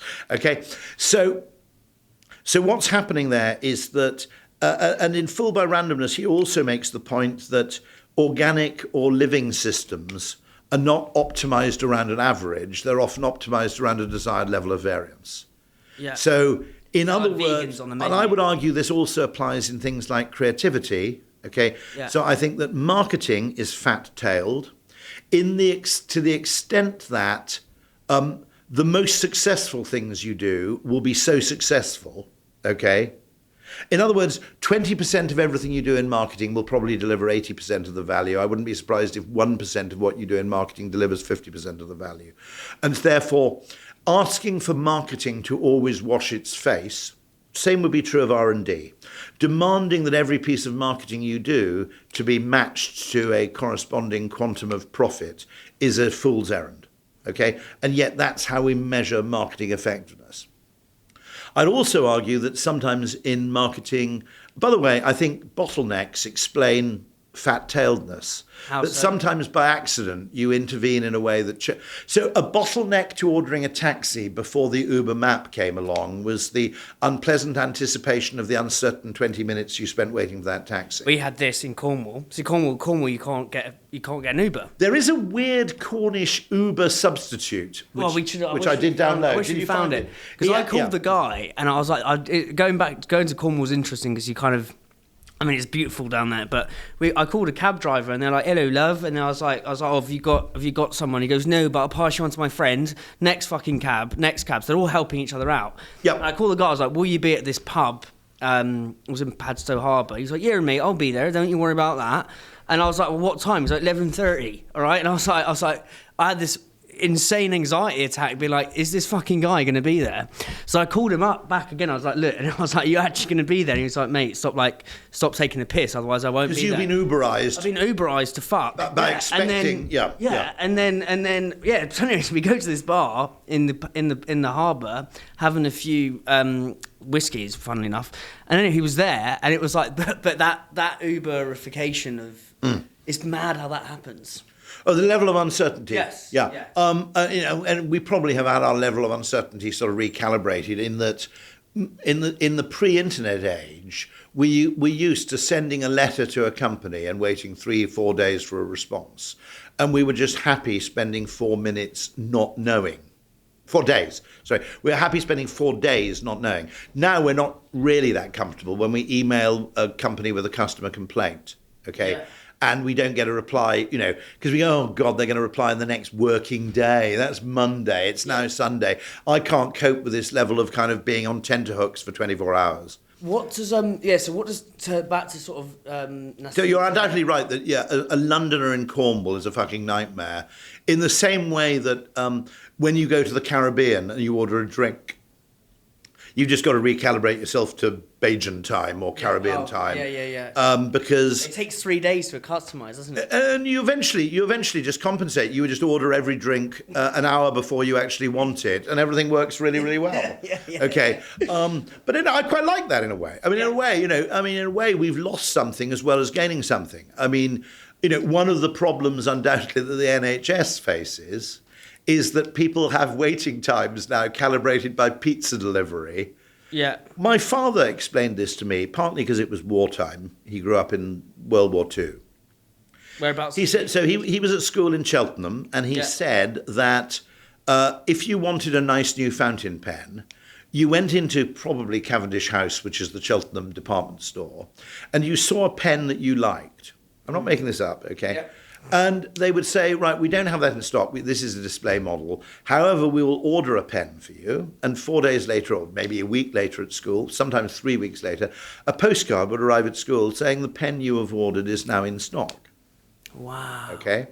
I mean, a whole load of things totally weird that my father told me, which is he bought a vacuum cleaner in Abergavenny and drove it home to Cowl. I promise I'm not making this up, okay?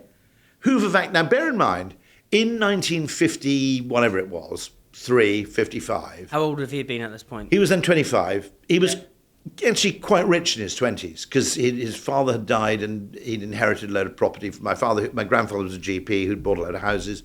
So he was driving around in my grandfather's Humber Super Snipe. And he buys this vacuum cleaner in Abergavenny, drives it back, he potters around in Abergavenny for a bit, drives it back to Cowl, okay? And when he gets back to Cowl, I'm not making this up. There's a local. Cowl is sort of five or 6 miles from Aber. Yeah. Okay. Abergavenny, of course, now is a food mecca, absolute culinary mecca. The Angel Hotel, there's the Walnut Tree at Nandui Skirid, there's the Abergavenny Food Festival. Cowl also is. I mean, both of those places, if you lived in Monmouth when I was a kid, were seen as a bit of a dump. But they're now actually in danger of outshining Monmouth as a place to go. They've had a kind of complete kind of deification, deservedly so, and all credit to them. A few really major entrepreneurs have done that. Literally, a food scene in a town that size can be changed by 5 or 6 people. Yeah, totally. Yeah, the actual size of the ecosystem you need to actually make something a foodie. It's the same things happened actually in Oxted.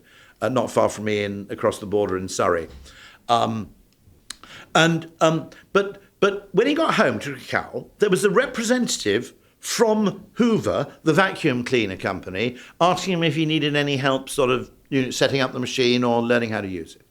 So labour was so comparatively cheap, and mass manufactured goods were so comparatively expensive. Bear in mind, in modern money, the vacuum cleaner had probably cost him, I don't know, 500 quid. Or something. It would have been several weeks' work, certainly for a working man. Okay?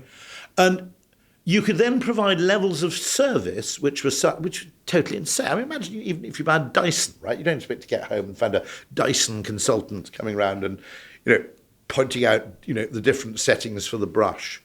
But admittedly, even in 1955, my father thought that was a bit weird and probably going a bit too far in terms of providing service. But you had a completely different ratio of how expensive goods were versus how expensive service or indeed servants were. Okay, so you could employ people for relatively little, but manufactured goods were insanely expensive. That's something that I mean, when we look at Gen Z and we think, God, they're really weird in their behaviour, a lot of it is that in my parents' generation, housing was comparatively cheap and trips to Australia were insanely unaffordable. And now you get 20... How many of you have been to Australia, just out of interest? How many of you have flown long haul? You haven't flown long haul? No. Actually, that's quite good because you've got something to look forward to. Because actually, I didn't fly long haul until I was 29. My grandfather, who's quite a rich doctor, okay, never flew long haul in his life, neither did my grandmother. Okay, my parents did it once. okay? Now, my kids don't know how often they've been on a long-haul flight. And there's a bit of me which goes, They've actually... done it so much. Because I first did it when I was 29, flew into the United States in 27. Actually, was I? 93. Would have been 27, okay? First flew long-haul when I was 27, and it was really effing exciting. You flew into Minneapolis Airport, and you looked down and you saw America, and you thought, shit, this is fucking amazing, right? Now, my parents-in-law, I did have to kind of slightly berate them because someone they knew got married, and they said, we don't understand it. They said, they've actually been on honeymoon to Australia, but they're planning to rent a house. And I had to explain to them that when they were 27 or whatever it was, you could buy a house for bugger all, particularly out of London, okay? But going to Australia was absolutely impossible. For a lot of people, even short-haul air travel was pretty damn exotic in my childhood, okay? And long-haul travel it certainly wasn't something you treated as routine, whereas by contrast, buying houses is totally unaffordable. Yeah. So an awful lot of Gen Z behaviour is just driven by finding themselves in completely different economic conditions. My father always had a theory, which I think is interesting, that property was underpriced for a long time in the 50s, 60s and 70s, partly because things that really mattered to you in terms of consumer goods, which would include buying a car, buying a washing machine, buying a television, those things were really, really expensive. So by the time you'd actually bought those things, you didn't have that much money to spend on a house. Like an inversion. Yeah, okay. And the thing that worries me about the economy as a Georgist is that every gain we have in buying... In manufacturing, for example, enormous flat-screen TVs that cost almost nothing, almost every gain we brought to consumers in the shape of EasyJet or Ryanair, every gain we brought to consumers in the fact that actually if you buy a second-hand car, don't buy a second-hand car for 300 or 400 quid, you'll get a piece of shit, right? Okay. Mm-hmm. But if you can cobble together 1,500, actually it's gone up a bit recently, but if you can cobble together just a few thousand, okay, you can now get a pretty good car. If you bought a car of equivalent cheapness in my childhood, it was a piece of shit. Yeah. Right? It was awful. It wouldn't start on a cold day, got every goddamn problem. And it was just an awful car. Yeah, that's mad. So my worry is that all we've done in consumer capitalism to give people more and more disposable income has not manifested itself in a better quality of life. It simply manifested itself in higher property prices, either higher rents or higher mortgages, okay, which simply means that the young are now working basically to pay for the retirements of the old. Now, that doesn't matter so much if your parents own expensive property. You will have banker friends, bear in mind, okay? You said you hang out with a lot of bankers. I have no idea why you choose to do that, but it's not... They're wankers, yeah. Right, okay. I loved it. When that guy murdered two people in Hong Kong, the rumour got out that he was a member of Shoreditch House. And they get in touch with... The Evening Standard got in touch with Shoreditch House and said... hang on. So there was a banker who went completely insane in Hong Kong and actually murdered two people in his apartment and then kept them... This is about 5 years ago. Right. Maybe a bit more. It was pre-COVID, actually. It might have been 7 or 8 years ago. And the rumour was that he was a member of Shoreditch House in London. They contacted Shoreditch House and they said no. They weren't remotely interested in the possibility that one of their members might be a murderer, but they said, no, our membership tend to be drawn from the creative industries. We're not very keen on having people from financial services in our club. As if the greatest sin he could have committed to Shoreditch House wasn't actually murdering two women and keeping them in a suitcase. It was being a banker. But the property they can buy, even if they're doing really, really well, okay, compared to the property you could buy if you were reasonably successful in advertising, never mind banking, in the 1980s or 90s, is dismal. Okay, and the only reason they're not more angry is they never knew what it was like beforehand. They'd never realised the extent to which the older generation have managed to surf a wave of rising property prices. That's another thing is I think is an Antifragile where Taleb talks about, like, it's interesting because actually my mate's on there's sort of bank wankers who are sort of ex-Oxbridge, and then there's stockbrokers, and stockbrokers are kind of like they're the. Well, that's boring and safe, is it? Well, no, well, it's about, you know, in Antifragile, Taleb talks about, is it Tony, the fuck are you money? The fat Tony. The fat Tony is basically the guy who doesn't look like, he probably hasn't been to Oxford, hasn't been to Cambridge. In our case, it'd probably be someone from Essex, or the East End, who's super clever. Which is if you're that's what I'm trying to get into it. Yeah. If you get to choose between two surgeons, choose the one who doesn't look the part. Yeah. Because he's had to be a much better surgeon to get where he is than the surgeon who looks like a surgeon from Central Casting. Right. Absolutely. He said, choose a surgeon who says D's and does and has trouble buttoning up his top button. That's almost the same in banking as well then, because I think I've heard you talk about this as well, as like how there's discrimination in terms of people's accents as well. If we're talking about discrimination, it needs to be vastly more nuanced than the kind of DEI debate that we've had so far, which is about gender and ethnicity. Okay? Yeah. In the sense that it's like a Scouse CEO in a bank firm. You wouldn't get that. Scott Galloway says we should have positive discrimination and affirmative action, and it should be based on colour, and the colour is green, by which he means money. In other words, you should fundamentally accept the fact that people with a wealthy upbringing, regardless of other variables, have an advantage over people who don't. I would also argue people growing up in London have a huge advantage over people who don't, simply because the opportunities of employment, if you can live at home with your mum in London. Well, I got lucky, that's what happened to me. Okay, so you totally, Now, had you been you could have been living in idyllic circumstances in Bourton on the Water, right? But getting in, which even has a model village, by the way, which means that, but getting into the podcasting world would have been inordinately more difficult. Well, this is the thing, is I take it for, so they're doing this more traditionally food and drink podcast. I could only do this in London, and it's actually easier than in America, because everything. Austin would be where you went if you went. I would go to Austin for to absolutely do some food restaurants over there. But in terms of like this city, I don't think any other city well, obviously not Paris, I don't speak fucking French, but I think we probably have one reason. The best food. One reason I would argue in favour of living here. A few arguments I'd make. Funnily enough, Rick Rubin asked me this, why have you never lived in the United States?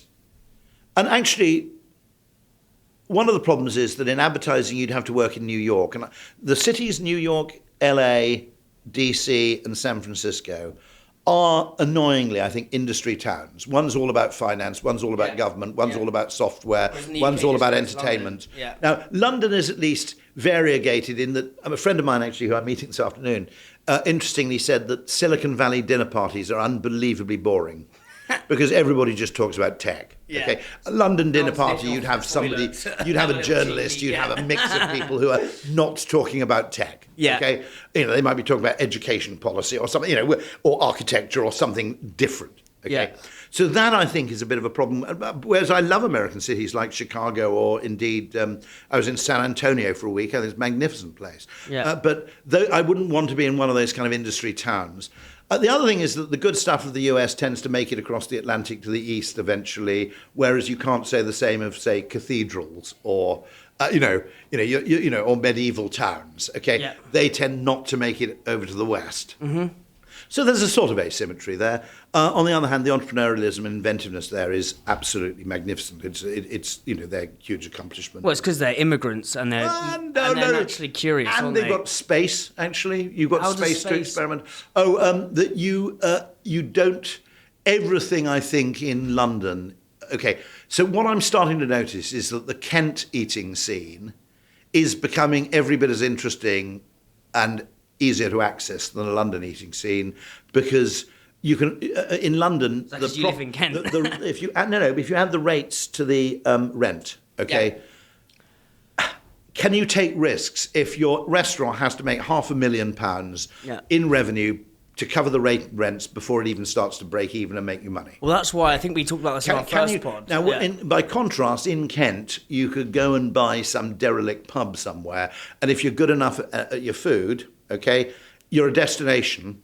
You're not paying very much rent. You may even own the place outright, and you've got people flocking to you. Okay, and your landlord which may well be you, but even if it's landlord, doesn't have the same power to extract most of the value of what you create. Effectively, most of the value you create through the sweat of your arm and your brow ends up in the pockets of the landowner, not in the pockets of you. And that's the fundamental Georgist argument, which I think we have to start to take seriously. What someone was saying to me is, I think we were saying when we went for lunch, mate, is that the centre of gravity of London has now moved from West London to East London in terms of like... Certainly it's just sort of, it's shifted food. east. Yeah. And I think that's probably because the extent to which you... I mean, what's weird is that expensive London streets tend to have pretty formulaic restaurants, and the idea is you can't take any risks. Well, that's who I can't remember who was telling me. I think we talked about this on our first podcast, is that basically like it got to a point where to do anything innovative in West London was prohibitively expensive because it was so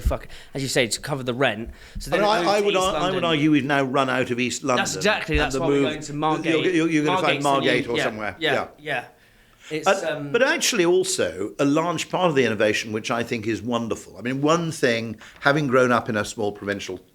I'm being unfair to it. It was a great town. But having grown up in and around Monmouth, it was a fantastically interesting town, given its size. Is that Monmouth coffee? Well, funnily enough, Monmouth, that's named after Monmouth Street in Covent Garden, which I assume is named after the Duke of Monmouth, who I assume is named after Monmouth.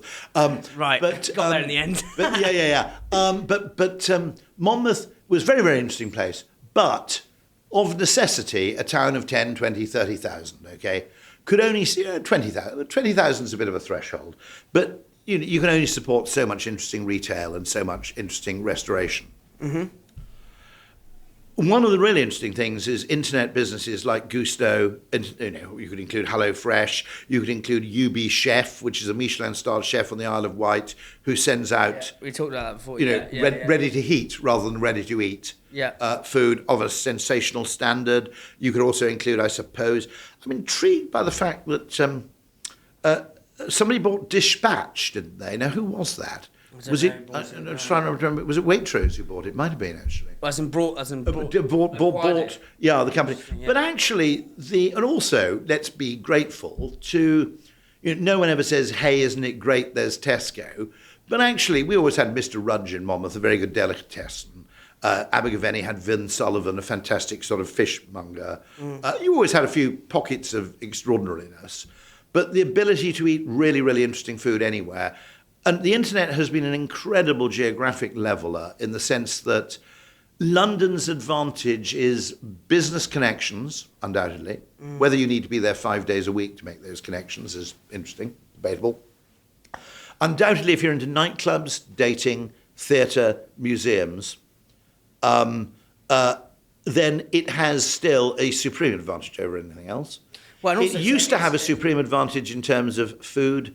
Well, I only need so many restaurants within 30 miles radius. Because don't forget, when you move to the country, your radius of operations, because you can drive and the restaurant has a bloody car park, okay, your radius of I was going to say your zone of interest, but I think that's not the phrase we want to use. Your zone of interest commercially, okay? It's a Holocaust film. Sorry. Right. It expands massively. So in London, it's inconvenient just for leisure purposes to travel more than a few miles. In Kent, you might travel 25. I recently went 25 miles to go to the cinema, okay? Because it's a cute cinema in Hawkhurst, and I just liked it. And it's got a nice cafe. You've been to the Pig? The Pig in Bridge near Canterbury. Yeah, so I was speaking to Anne about this. They're also taking over a new one in so that's that business. In Kent. They're going to have two Kent pigs. How Seth Godin says scale kills magic, right? Scale kills magic. By that, your daughter... They haven't scaled beyond the realm of... Well, no, they've got quite a few. They've got like 15 pig sites now. But the genius of it is. So like, like how the ubiquity of Five Guys make your daughter like it less because it's everywhere. What they've done so genius is it's the paradox of how do you scale and how do you keep the magic alive. And I went there the other week. So I didn't message you. You can do that. I mean, there was a guy who runs the customer service wing for a long time for Shopify, and actually I think Octopus Energy does something similar. You have teams of about 10 people, and you devolve extraordinary amount of power down to the smaller team. And his argument with What do you mean? What do you Shopify. mean by that? So in other words, I think I'm right here. Octopus Energy has a customer service team which is given a certain number of customers, and they're only bonused on two things: how many customers they look after in that team, and what their customer satisfaction levels are in terms of resolution of complaints and problems. And the reason for that is that if you have a call center which is just dealing with everybody, okay, you have no continuity. No one can shout across the room, hey, I've got Dave on the phone again. He's got that problem with his meter. Okay, every single phone call basically starts from scratch. But Toby, the guy is called Toby Shannon, and his insight was that all sports teams are around 10 or 15 people. You don't get sports which have teams of 30 or 40 people. Normally, okay? And his argument is that just as you have the Dunbar number, which is 150. It's a Dunbar number. So it's a theoretical kind of maximum to the size of a human functioning unit. It varies for different primates, but the size of a unit in which it actually operates fully, because everybody understands how everybody knows everybody else, and everybody understands how everybody interacts with everybody else. That's 150. And Dunbar's theory is that the number is somewhere around 150, which recurs in all sorts of things like the size of units in the military and so forth. And an interesting definition of someone who's within your Dunbar group, okay? So you're probably within my Dunbar group to the extent that if you were talking to someone else in a pub, I could come up and join the conversation without it seeming weird. Okay, that's one definition of your Dunbar group, which is the number of friends you have where you could just wander up to them and go, hi, how are you? Even though they're talking to a complete stranger without your interruption, if you like, seeming slightly needy, weird, or unnatural. Yep. And that's only one definition of it. The whole thing is that you arguably don't just understand your friends, but you understand how your friends get on with your other friends within a Dunbar group. Yep. Beyond that, it would get impossible. Yep. Okay. And so tell me how the pig did it. So so it's interesting. So you know what we're talking about, sort of physical availability and mental availability. I think what you're talking about is physical, how you keep magic on a literal physical level of how many people are looking after customer complaints. I think there's also a mental block where where scale can kill magic, i.e. the ubiquity of Five Guys makes it like less cool. The status of it goes down. You could argue that the pig, the pig do. They each menu is 25 miles. So basically, you go to the one in Bridgeford. The cider is from Kent. I know, absolutely. Yeah. But then you go down to the one in the Cotswolds, completely different menu. So even though it's the same operation, same hotel. The kitchen will have a completely different menu. Yeah, and I think marketing. that's how you keep the magic, because you can basically put a pig anywhere. As well, you probably couldn't put it in the centre of Birmingham. Place is opening next year, but apparently. I think that's one of the great places I've seen do it. Another one's Honest Burger. So every burger they open up, they will have a bespoke,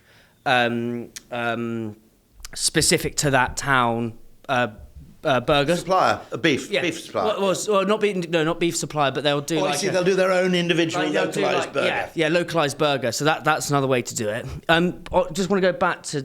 Yes, In-N-Out refuses to expand where it can't have fresh beef supplies. Yeah. So it limits itself to Texas, New Mexico, California, and Arizona, I think. Now, interestingly, Chick-fil-A, they're a franchise is that operation. in London yet? No, I don't think Apparently so. that's the fucking bollocks. Like everyone says, Chick-fil-A is like the In-N-Out burger of KFC. I've heard. Yeah, I mean, you've also got, of like course, really another very interesting entity is Wingstop, which is fascinating, by the way. What fascinates you about Wingstop? The focus on one thing. Yeah, I think is genius, and also the really, really interesting. There's some sort of it's like chipotle and honey glaze, which I haven't tried yet. Crazy flavors. Which the flavors apparently are insane. So Yeah. I'm intrigued by that. I'm going to give that a try. And I think they do one because I've had it on delivery before. I think they do some flavors that are like I think we've talked about gratuitous perversity before. Yeah, it's flavors that are actually kind of rank, but they're a talking point. Like there's this one which is mango, which I had. I mean, a food that's designed for sharing. That's yeah. But I talked about it. Or I'm talking about it now. Exactly. You know? Yeah, and it's interesting. Yeah, there's one I think it's honey and chipotle or whatever it is. There's another one, or chipotle. I never quite know how it's pronounced. The other one that's interesting with Chick-fil-A, I think they're very, very keen to franchise to families. So quite a lot of the restaurants, although they're a franchise, are effectively a family-run business. So you get that extent to which people are part of a small team where everybody stands in for everybody else. Okay, so one of the reasons Toby Shannon did this thing with Shopify, which is splitting the business into, it appeared very inefficient. Actually split the business into... So effectively every call center team was 10 people and they had a team leader. Now, the standard way would minimize on management cost because you'd have one supervisor and there'd be 150 people all manning the phones, and he wouldn't really understand them as people.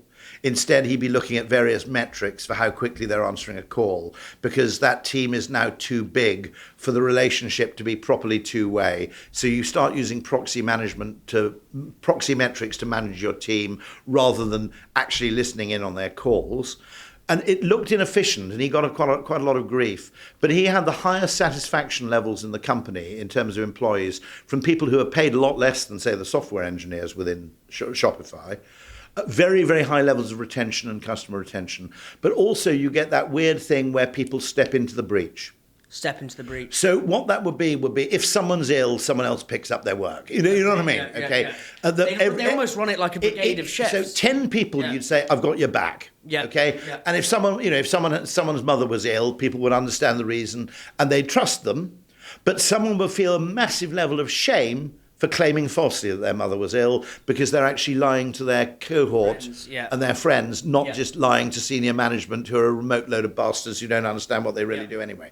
So you create these kind of reciprocal bonds in smaller teams, which are generally beneficial at the cost of not quite enjoying gains to scale efficiencies that you would do from having larger teams. But the upside in many, many areas of operation, including, I would argue, customer service, probably outweigh the downside costs. I want to go back to Nassim Taleb and what those books teach us about marketing. Like, I know we sort of touched on the problem. I'm just paranoid about my time. No, you've got time. Do you know what my end time is? It's one.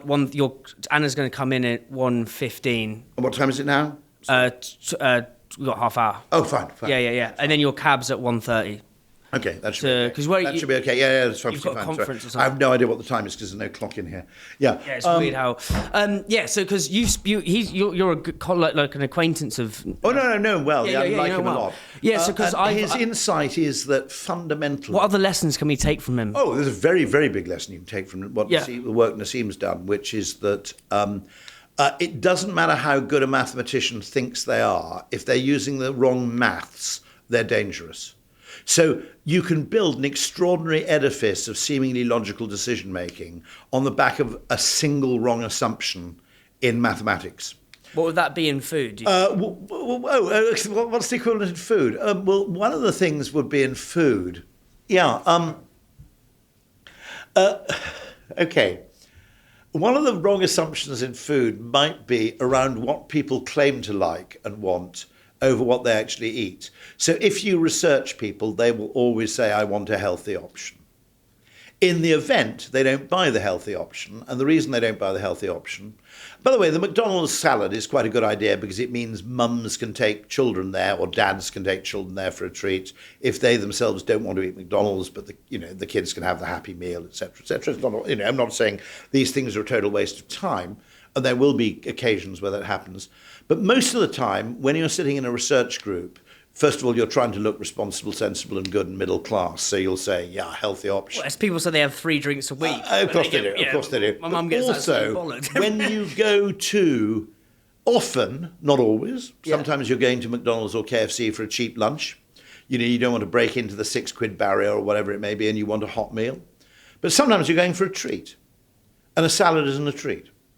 So, a large part of the food business is that it's completely wrong to look at the popularity of a fast food restaurant and assume that everybody who eats in a fast food restaurant eats unhealthily.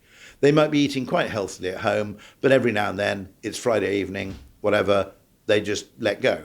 And now Nassim might argue, incidentally, that the healthiest diet is not a constant diet of the same kind of stuff, that actually he would argue that the Mediterranean diet is partly a product of the fact that older Mediterraneans, particularly in Greece, follow the dietary precepts of the Greek Orthodox Church, and therefore they would be vegan for vegan for 2 days a week, vegetarian for 2 days a week. On 1 day a week, they'd pig out. And Nassim might make the case, in fact, I think he does in the book, that the best to optimize a complex system, there is sometimes an optimal amount of variation. You should optimize for variance, not optimize for consistency.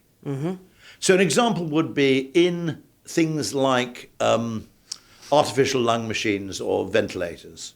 Okay, a kind of someone with a Newtonian mindset would say, okay, or given this patient's condition, we're going to set it to a 5, whatever the power level is, okay? And an Nassim would say, actually, to encourage real human health is anti-fragile. It thrives on variation. Yeah. Okay? Actually, the correct thing is not to set it on 5. It's to set it on 3, then boost it up to 5, then boost it up to 7, then knock it down to 3 again, then put it up to 5, because it's actually healthier for a human to be exposed to a level of variance as they would encounter in the natural environment. Yeah. Versus, so he used to be. What are some ways brands can become anti-fragile, like anti-fragile brands? Well, I mean, to some extent, of course, a brand patently gives you a certain degree of benefit of the doubt with the consumer, but undoubtedly you could argue the other thing is that I've often said that the opposite of a good idea can be another good idea. Yep. And there are occasions with a brand where you optimize for predictability, and there are occasions with a brand where you optimize for pleasant surprise. Yep. Okay, so there are elements to a brand experience where the consumer basically wants it to be same as it ever was, nothing to see here, the glorious familiarity of the Amazon website. Okay, and there are certain occasions where what you want to do is make people go, wow, that's good, I never expected that. And consequently, you might argue that Nassim's barbell approach, which is, you know it. Well, I've go talked for the about this two a lot. extremes. Two extremes. I've talked about this a lot on the podcast as with guests. I asked, James Watt about the barbell theory, and he'd read a lot of Nassim's work, and because I think it goes, you can almost apply that barbell theory to everything. It's almost kind of holding two opposing things at once. I think one question to ask is like, what's one thing you'll never change your mind about as a founder? But then what was the last thing you radically change your mind about? Like, I think that's quite a good place to play. I love the fact that Will Guidara, in his book, I'm talking about this afternoon, funnily enough, practiced what I call reverse benchmarking. You go to your best competitors, and instead of asking, what do they do well that we can copy, you ask, what do they do slightly disappointingly that we can hit out of the park? Yes. So in his case, it was the coffee and the beer. Yeah, so that's the guy we interviewed in Cornwall. Have you seen the Grenade protein bars? Yes, of course. Yeah, so we did the founder of that, Al Barrett. He's he's a fucking genius. They sold it to Mondelez. Was an unbelievable podcast, but Mondelez has also bought that thing called Cliff. Am I right? Yes. The Cliff protein bar. Mondelez have only brought 2 brands in the UK. Cadbury's and Gorilla and Grenade. Grenada's a tape. But his whole thing is I think everyone looks at his whole thing was most people look at their competition and saying, okay, what are they strong at? Where can we copy them? And his whole thing was if you look at real breakthrough innovation, it nearly all follows what you might call reverse benchmarking. So if you look at Apple, okay. Everybody was a bunch of nerds competing for processing power, RAM, all the usual objective metrics of performance, okay? Yeah. And Steve comes along and goes, in your gathering haste to produce the world's most high-performing PC, you've completely forgotten aesthetics and usability. How does it feel to use this thing rather than what is this thing? And so... emphatically, what he did was he matched. None of those things had bad performance. Again, isn't it? But he changed the question and made things which were within the ballpark area of acceptable performance. But in terms of aesthetic, now literally before there were Apple computers, actually to some extent the iMac was a genius breakthrough, which deserves to be given more credit actually for weaning people onto the platform. If you put a computer in any room of your house, you turn it into an office. Was that iPad? Genuinely, they were all grey. They all had these horrible keyboards. If you walked into anybody's home and there was a computer anywhere in their kind of living room, you basically thought, well, why have I walked into the study? You might as well put a photocopier in the corner and a fax machine and a filing cabinet, because you just turned that room into an office. And effectively, what Apple did was they actually thought about how the things looked, and equally important, how they felt to use, which is why they'll give anally retentive attention to things like packaging, which would have been completely neglected as beneath the dignity of someone working at, the IBM PC division at the time. The other thing, I don't know if I think it is Taleb who says we need more books. Like, there's so many how-to books and so many biographies of people who've been successful. We need to almost reverse that and say how not to books, or books of biographies of people who have failed. Oh, I think the number of things that failed because of one or two bad decisions, and sometimes not even product decisions or design decisions, sometimes marketing decisions. Yeah. I think looking at a really good failure where you can identify one or two reasons why they failed, and then you can come back with the same idea and effectively remove those two constraints. The director who was just on Rogan, Robert Rodriguez, who did Spy Kids, his creative approach is wonderful. But he says you've got to study the ashes of your failure. So applying that to marketing, like how not to books, what are some of the marketing campaigns? And it doesn't have to be in food, it can be in food. Oh, I mean, nuclear power undoubtedly chose the worst two terrible marketing decisions, one of which is using the word nuclear. Yeah. And the second one, less so in France, but more in the UK, is the design and location of nuclear power stations, which make them look as sinister as fuck.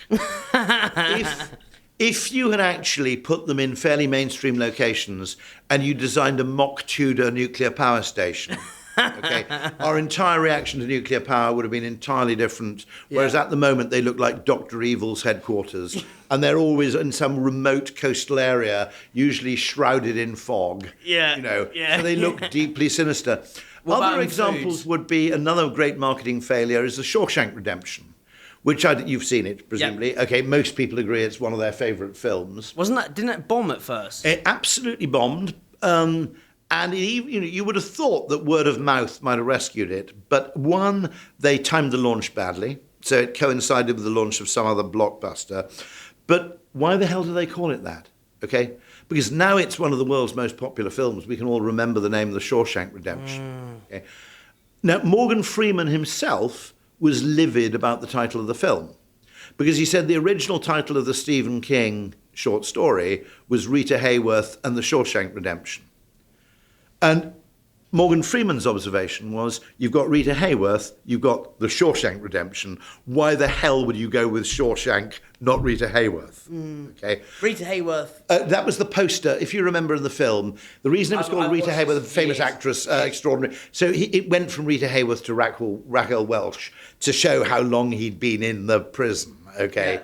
Yeah. Andy Dufresne. That was an interesting case.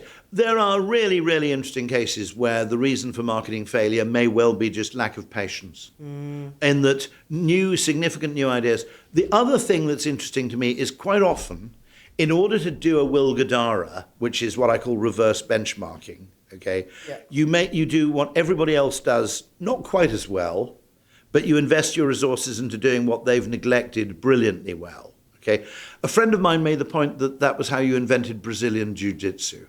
Okay, how so? McDonald's did that. Okay, so a diner did choice, McDonald's did speed. Yeah. Okay, right. Very simply, diners you could have it over easy, you could have it sunny side up, you could have substitutions, you could have linked sausages. You had this huge great menu. McDonald's did absolutely the opposite, which said we're going to cut down on choice and we're going to deliver on speed and instantaneousness, because everybody likes a burger, basically, okay? Brazilian Jiu-Jitsu was that every other martial art had got really, really good at how to fight when you're standing up. And the guy who was, not coincidentally Brazilian, who invented Brazilian Jiu-Jitsu... Roger Gracie or something? I can't remember his name. Yeah. His whole insight was, in every other martial art, once you're on the ground, you're kind of lost. So nobody's actually given any thought to what happens to fighting when you're actually at ground level. Oh, there's a great... So that's how he invented the martial art. There's a great meme of Brazilian Jiu-Jitsu takes on not a meme, like a little video, takes on like London mobs, and basically the guy's got these like balaclavas on and fucking baseball bats, and he's walking around and goes, oi, oi, bruv, oi, oi, bruv. And the guy goes, come on then, and he gets on the floor, and obviously they're standing up with baseball bats. But the whole point is basically like once they're on the floor. However, the interesting thing is that it's unlikely he'll come up with a brilliant new idea for it's unlikely he'll come up with a brilliant new idea for martial arts, given that millions of people in the Orient have been perfecting how to fight while standing up for 1,000 years. Whereas how to fight while lying down, that's terra incognita. Yeah. Uber, everybody would focus on aspects of the taxi. I would argue the magic with Uber was the map, the certainty that we mentioned this already with your time in Cornwall. I interviewed who's Chris Williamson's business partner in Newtonic, James Smith. Don't know if you've met him. And he practices jiu-jitsu. He does it like 3-4 times. Brazilian or standing up? Brazilian.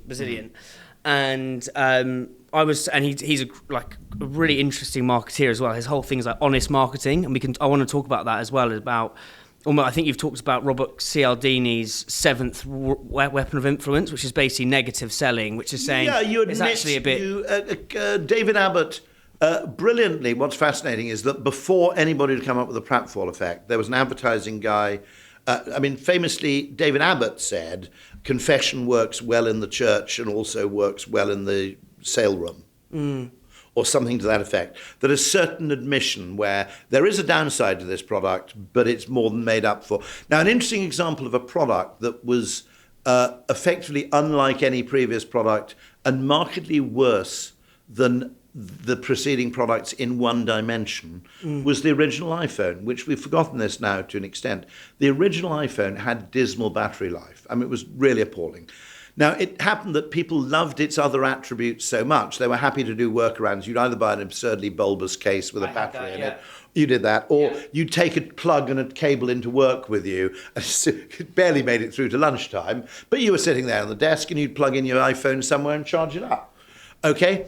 Now, quite often, I would argue the same is true of the electric car. The electric motor is a vastly more suited device to converting energy into transportation than the internal combustion engine.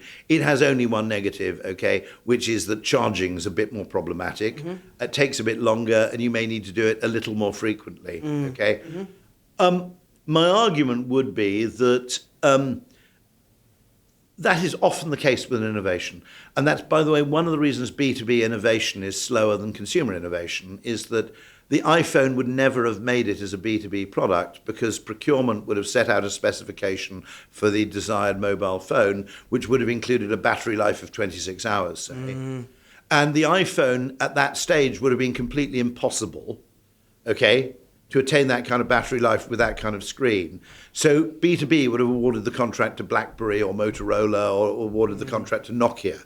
Okay? Consumers are prepared, just as consumers in dating or consumers in buying a house, are prepared to trade off two indifferent negatives for one massive positive. It's very common in B2B purchasing that the metrics around which optimality is defined are basically the metrics determined by the brand leader in a particular category, which means that anyone with an innovative solution is at a disadvantage compared to the incumbent or typically the dominant player in the category. So, for example, IBM would have set the category parameters as processing speed, okay? Apple would have come along and said, the processing speed's a bit worse, but look at the usability. And the procurement people would have said, usability doesn't factor in our key performance indicators or our balanced scorecard of values. So I'm afraid we're going with the incumbent. And so procurement and what my friend Blair Enns calls inefficiency, i.e. that the cult of efficiency as defined prevents innovation. Okay, those act effectively as a massive drag on potential innovation because the innovative solution is almost certainly an outlier on quite a few measures. The incumbent solution is generally optimized towards the existing measures in the marketplace. Yeah, that sort of links where I was going with James Smith in terms of the Brazilian Jiu-Jitsu, and we'll get on to sort of the 7th rule of Robert Cialdini in a sec. But one of the things he taught me, I was like, what are the parallels between jiu-jitsu? One of my favourite things is to look at two completely opposite things and what can you learn at the sweet spot, because I believe that everything you learn something in the crux of two random things. I was like, Brazilian jiu-jitsu and marketing.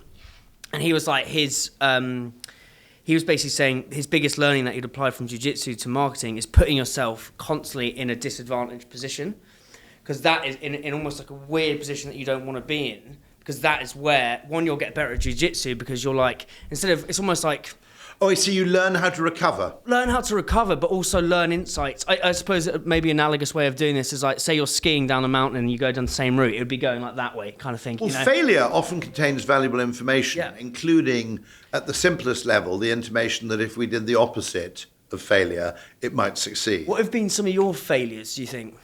Oh, lots of them. I mean, I've been wrong. I mean, I look back on my time, and one of them is, I think, endemic to the advertising industry, which is a failure to walk away and to say no, which is where a little too desperate to please. And on a few occasions, I've been involved in pitches where I didn't believe in the strategy. I didn't believe what they were doing was in any way beneficial to the brand, or that it respected the brand that they'd built over the previous 20 years. And I wish I'd had the balls, looking back, to, on 2 or 3 occasions, just say, we're not pitching this because we don't agree with what you're doing. That's one example of a failure, which is a failure of over-optimism. Other things are lots of things I've got wrong. I've predicted lots of things completely wrongly. Which are?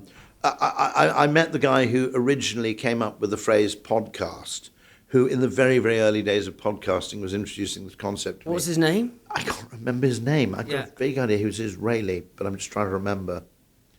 And really nice guy. I remember thinking, this will really work in the US because they have a lot of drive time.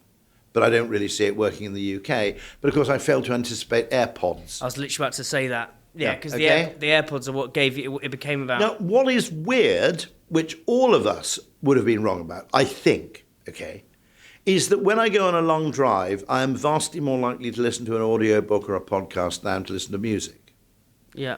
Now, again, when I was a kid, one advantage of being 59 is there are changes of which you are aware that young people have never seen because they didn't actually exist in the status quo ante. So, how the fact that going to Australia on holiday would have made you the absolute centre of attention among all your friends. How much was it to fly then, do you reckon? It would have cost, in my young childhood, it was like the price of a car. Certainly taking, maybe not the most exotic car, but taking your family to Australia would have been, I had a friend who literally went back to Barbados for the school holidays, only in the summer, because the other holidays were too short to make it worth going back. And his parents, he flew, he was older than me, he must be in his 70s now, or late 60s. He flew to Gander, then I think flew to New York, then flew to Miami, then flew to Barbados. So it was a 4-leg flight. And his parents basically paid every year the price of a new car to get him home for the school holidays from the UK to Barbados. That's mad. Okay, right? Now, I don't know, you could do it now, 500 return if it was off season. Yeah. Okay? Admittedly, it's the school holidays, so it's a bit more expensive, but, But the interesting thing there is you have this kind of chronological context, which you don't have if you're 30. Yeah. Like, you knew what the world was like before the internet, where you wrote to somebody and waited. I used to buy things off the pre-internet, which was mail order ads in newspapers, and they typically took 28 days to arrive. They would always say on the coupon, allow 28 days for delivery. And so you'd order a clock radio from an ad, on TV or typically in the Sunday Times Colour magazine, and about a month later, your clock radio would arrive, maybe 3 weeks if you're lucky. And of course, nobody realises these things, and of course, we grow up thinking that the contemporary world is the normal and everything else is new. Mm-hmm. But to anybody my age, large parts of the contemporary world are deeply abnormal still, in terms of what things cost, in terms of what you can do with technology. I told the story about I was on the tarmac at Sydney Airport, and I just laughed because I was dicking around with my phone because it was before takeoff. How long ago was it? This is I can date it actually, about 9 years ago. Yeah. And I laughed, and my daughter said, "What's so funny?" And I said, "Well, just for 20 seconds back there, I turned on the central heating at home." She said, "Dad, you're such an idiot." And I suddenly realised to her there was nothing particularly interesting about controlling your central heating from the other side of the world. Yes. But to me, the idea that, 25,000 miles away, a boiler went click and turned on at the behest of me sitting on a phone with a handheld device, it was still completely magical, because if you'd told me I could do that at the age of 15, I would have told you to piss off. It wasn't going to happen. Ironically, it was actually more technologically, some of what we now have with the internet was more technologically possible then than we thought.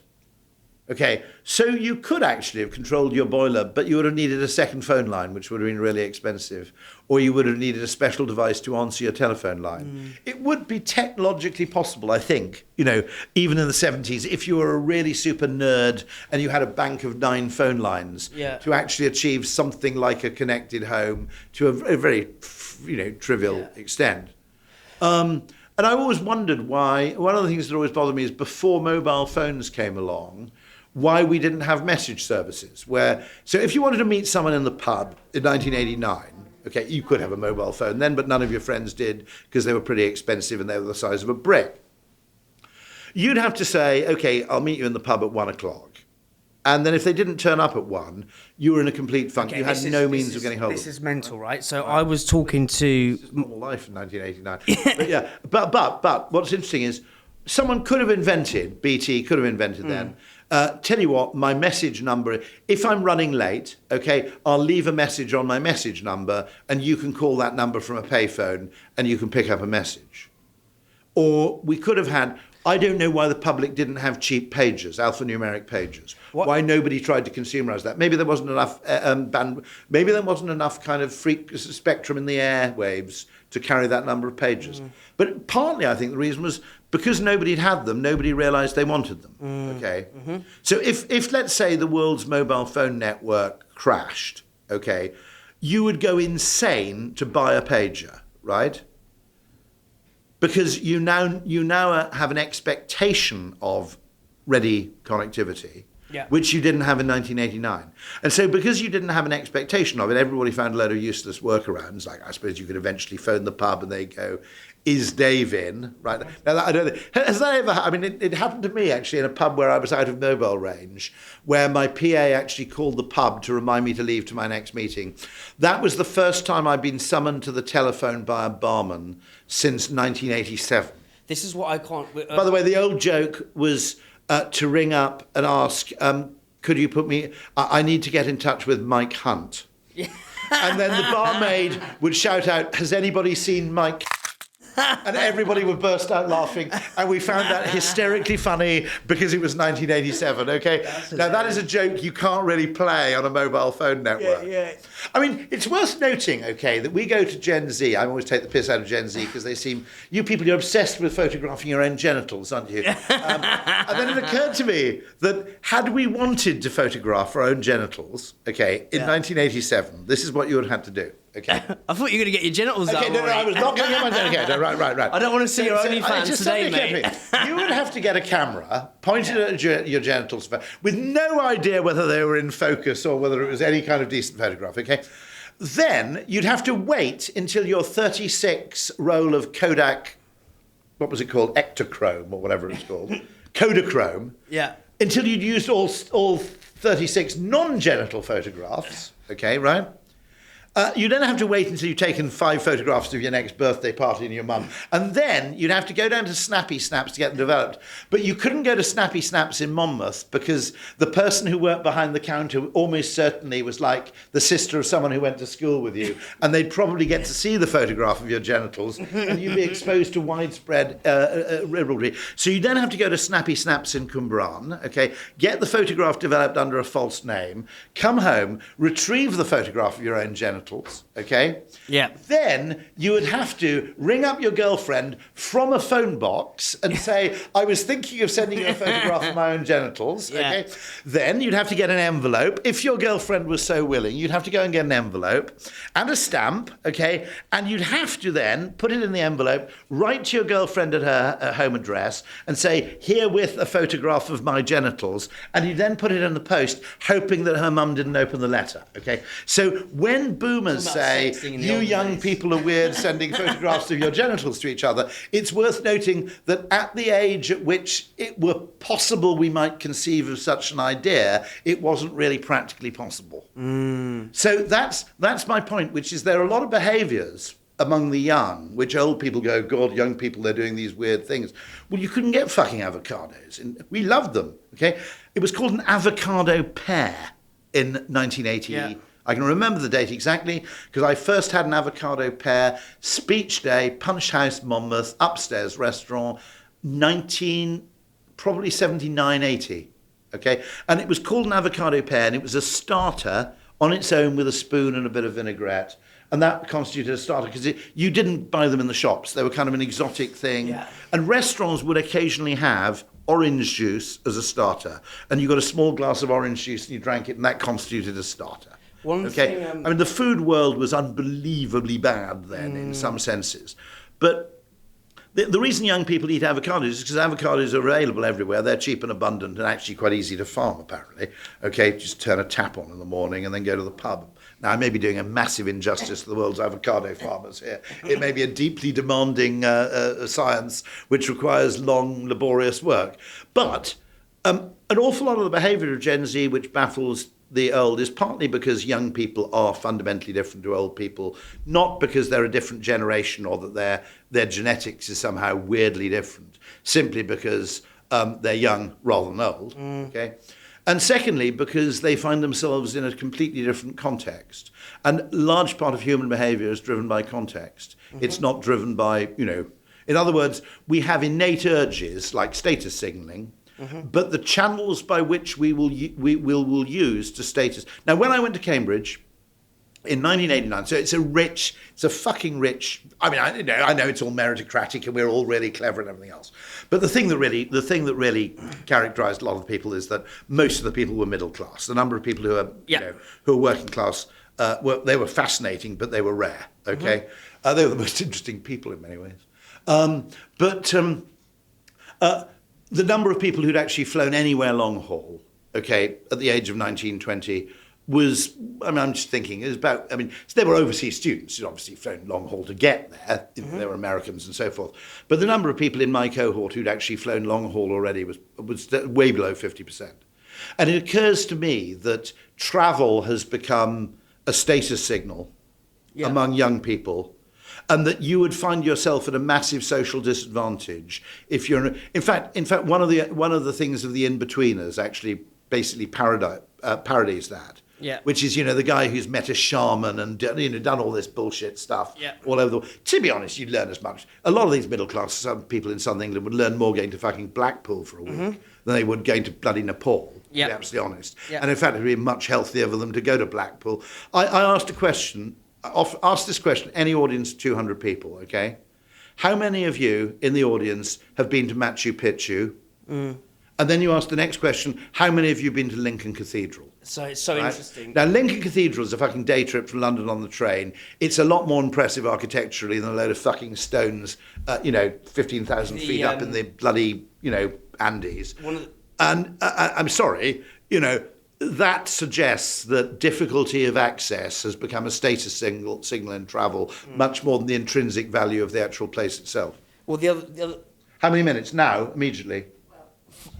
Okay, we'll finish up there. Yeah. So the on that note, like there's loads of founders who are creating these brands. They're latched into LA and what's on Instagram and Soho House in London.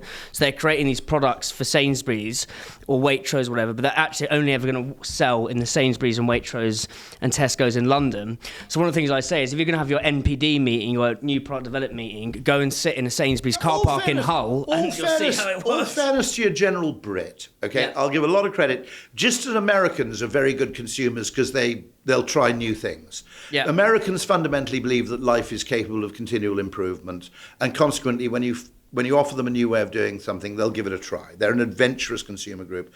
Brits are very good like that with food, okay? In the number of people who go, I don't eat curry, I don't eat foreign food, the number of people who are unadventurous with food is quite small. What you speak of, there's actually a name for, and this is probably a very good point at which to end. It's called the Boston market effect. And it's a stock market phrase because a load of people working on Wall Street used to be going home really late, and there was a place called Boston Market where you could buy very good rotisserie chicken for quite a lot of money. And they all thought, wow, all my friends are going to Boston Market. I go to Boston Market all the time. Boston Market's great. And they bid the stock price up and up and up, okay? Until someone finally realized that, yes, in New York, when you've got a Wall Street Goldman Sachs audience, Boston Market's always going to be a massive success. But the market for it in Peoria, Illinois, isn't quite so exciting, okay? That's when you realize that you are not everybody. Rory, as always, it's been an absolute joy. Thank you very much indeed. Yeah, let's wrap that up because I know you've got to run, mate. And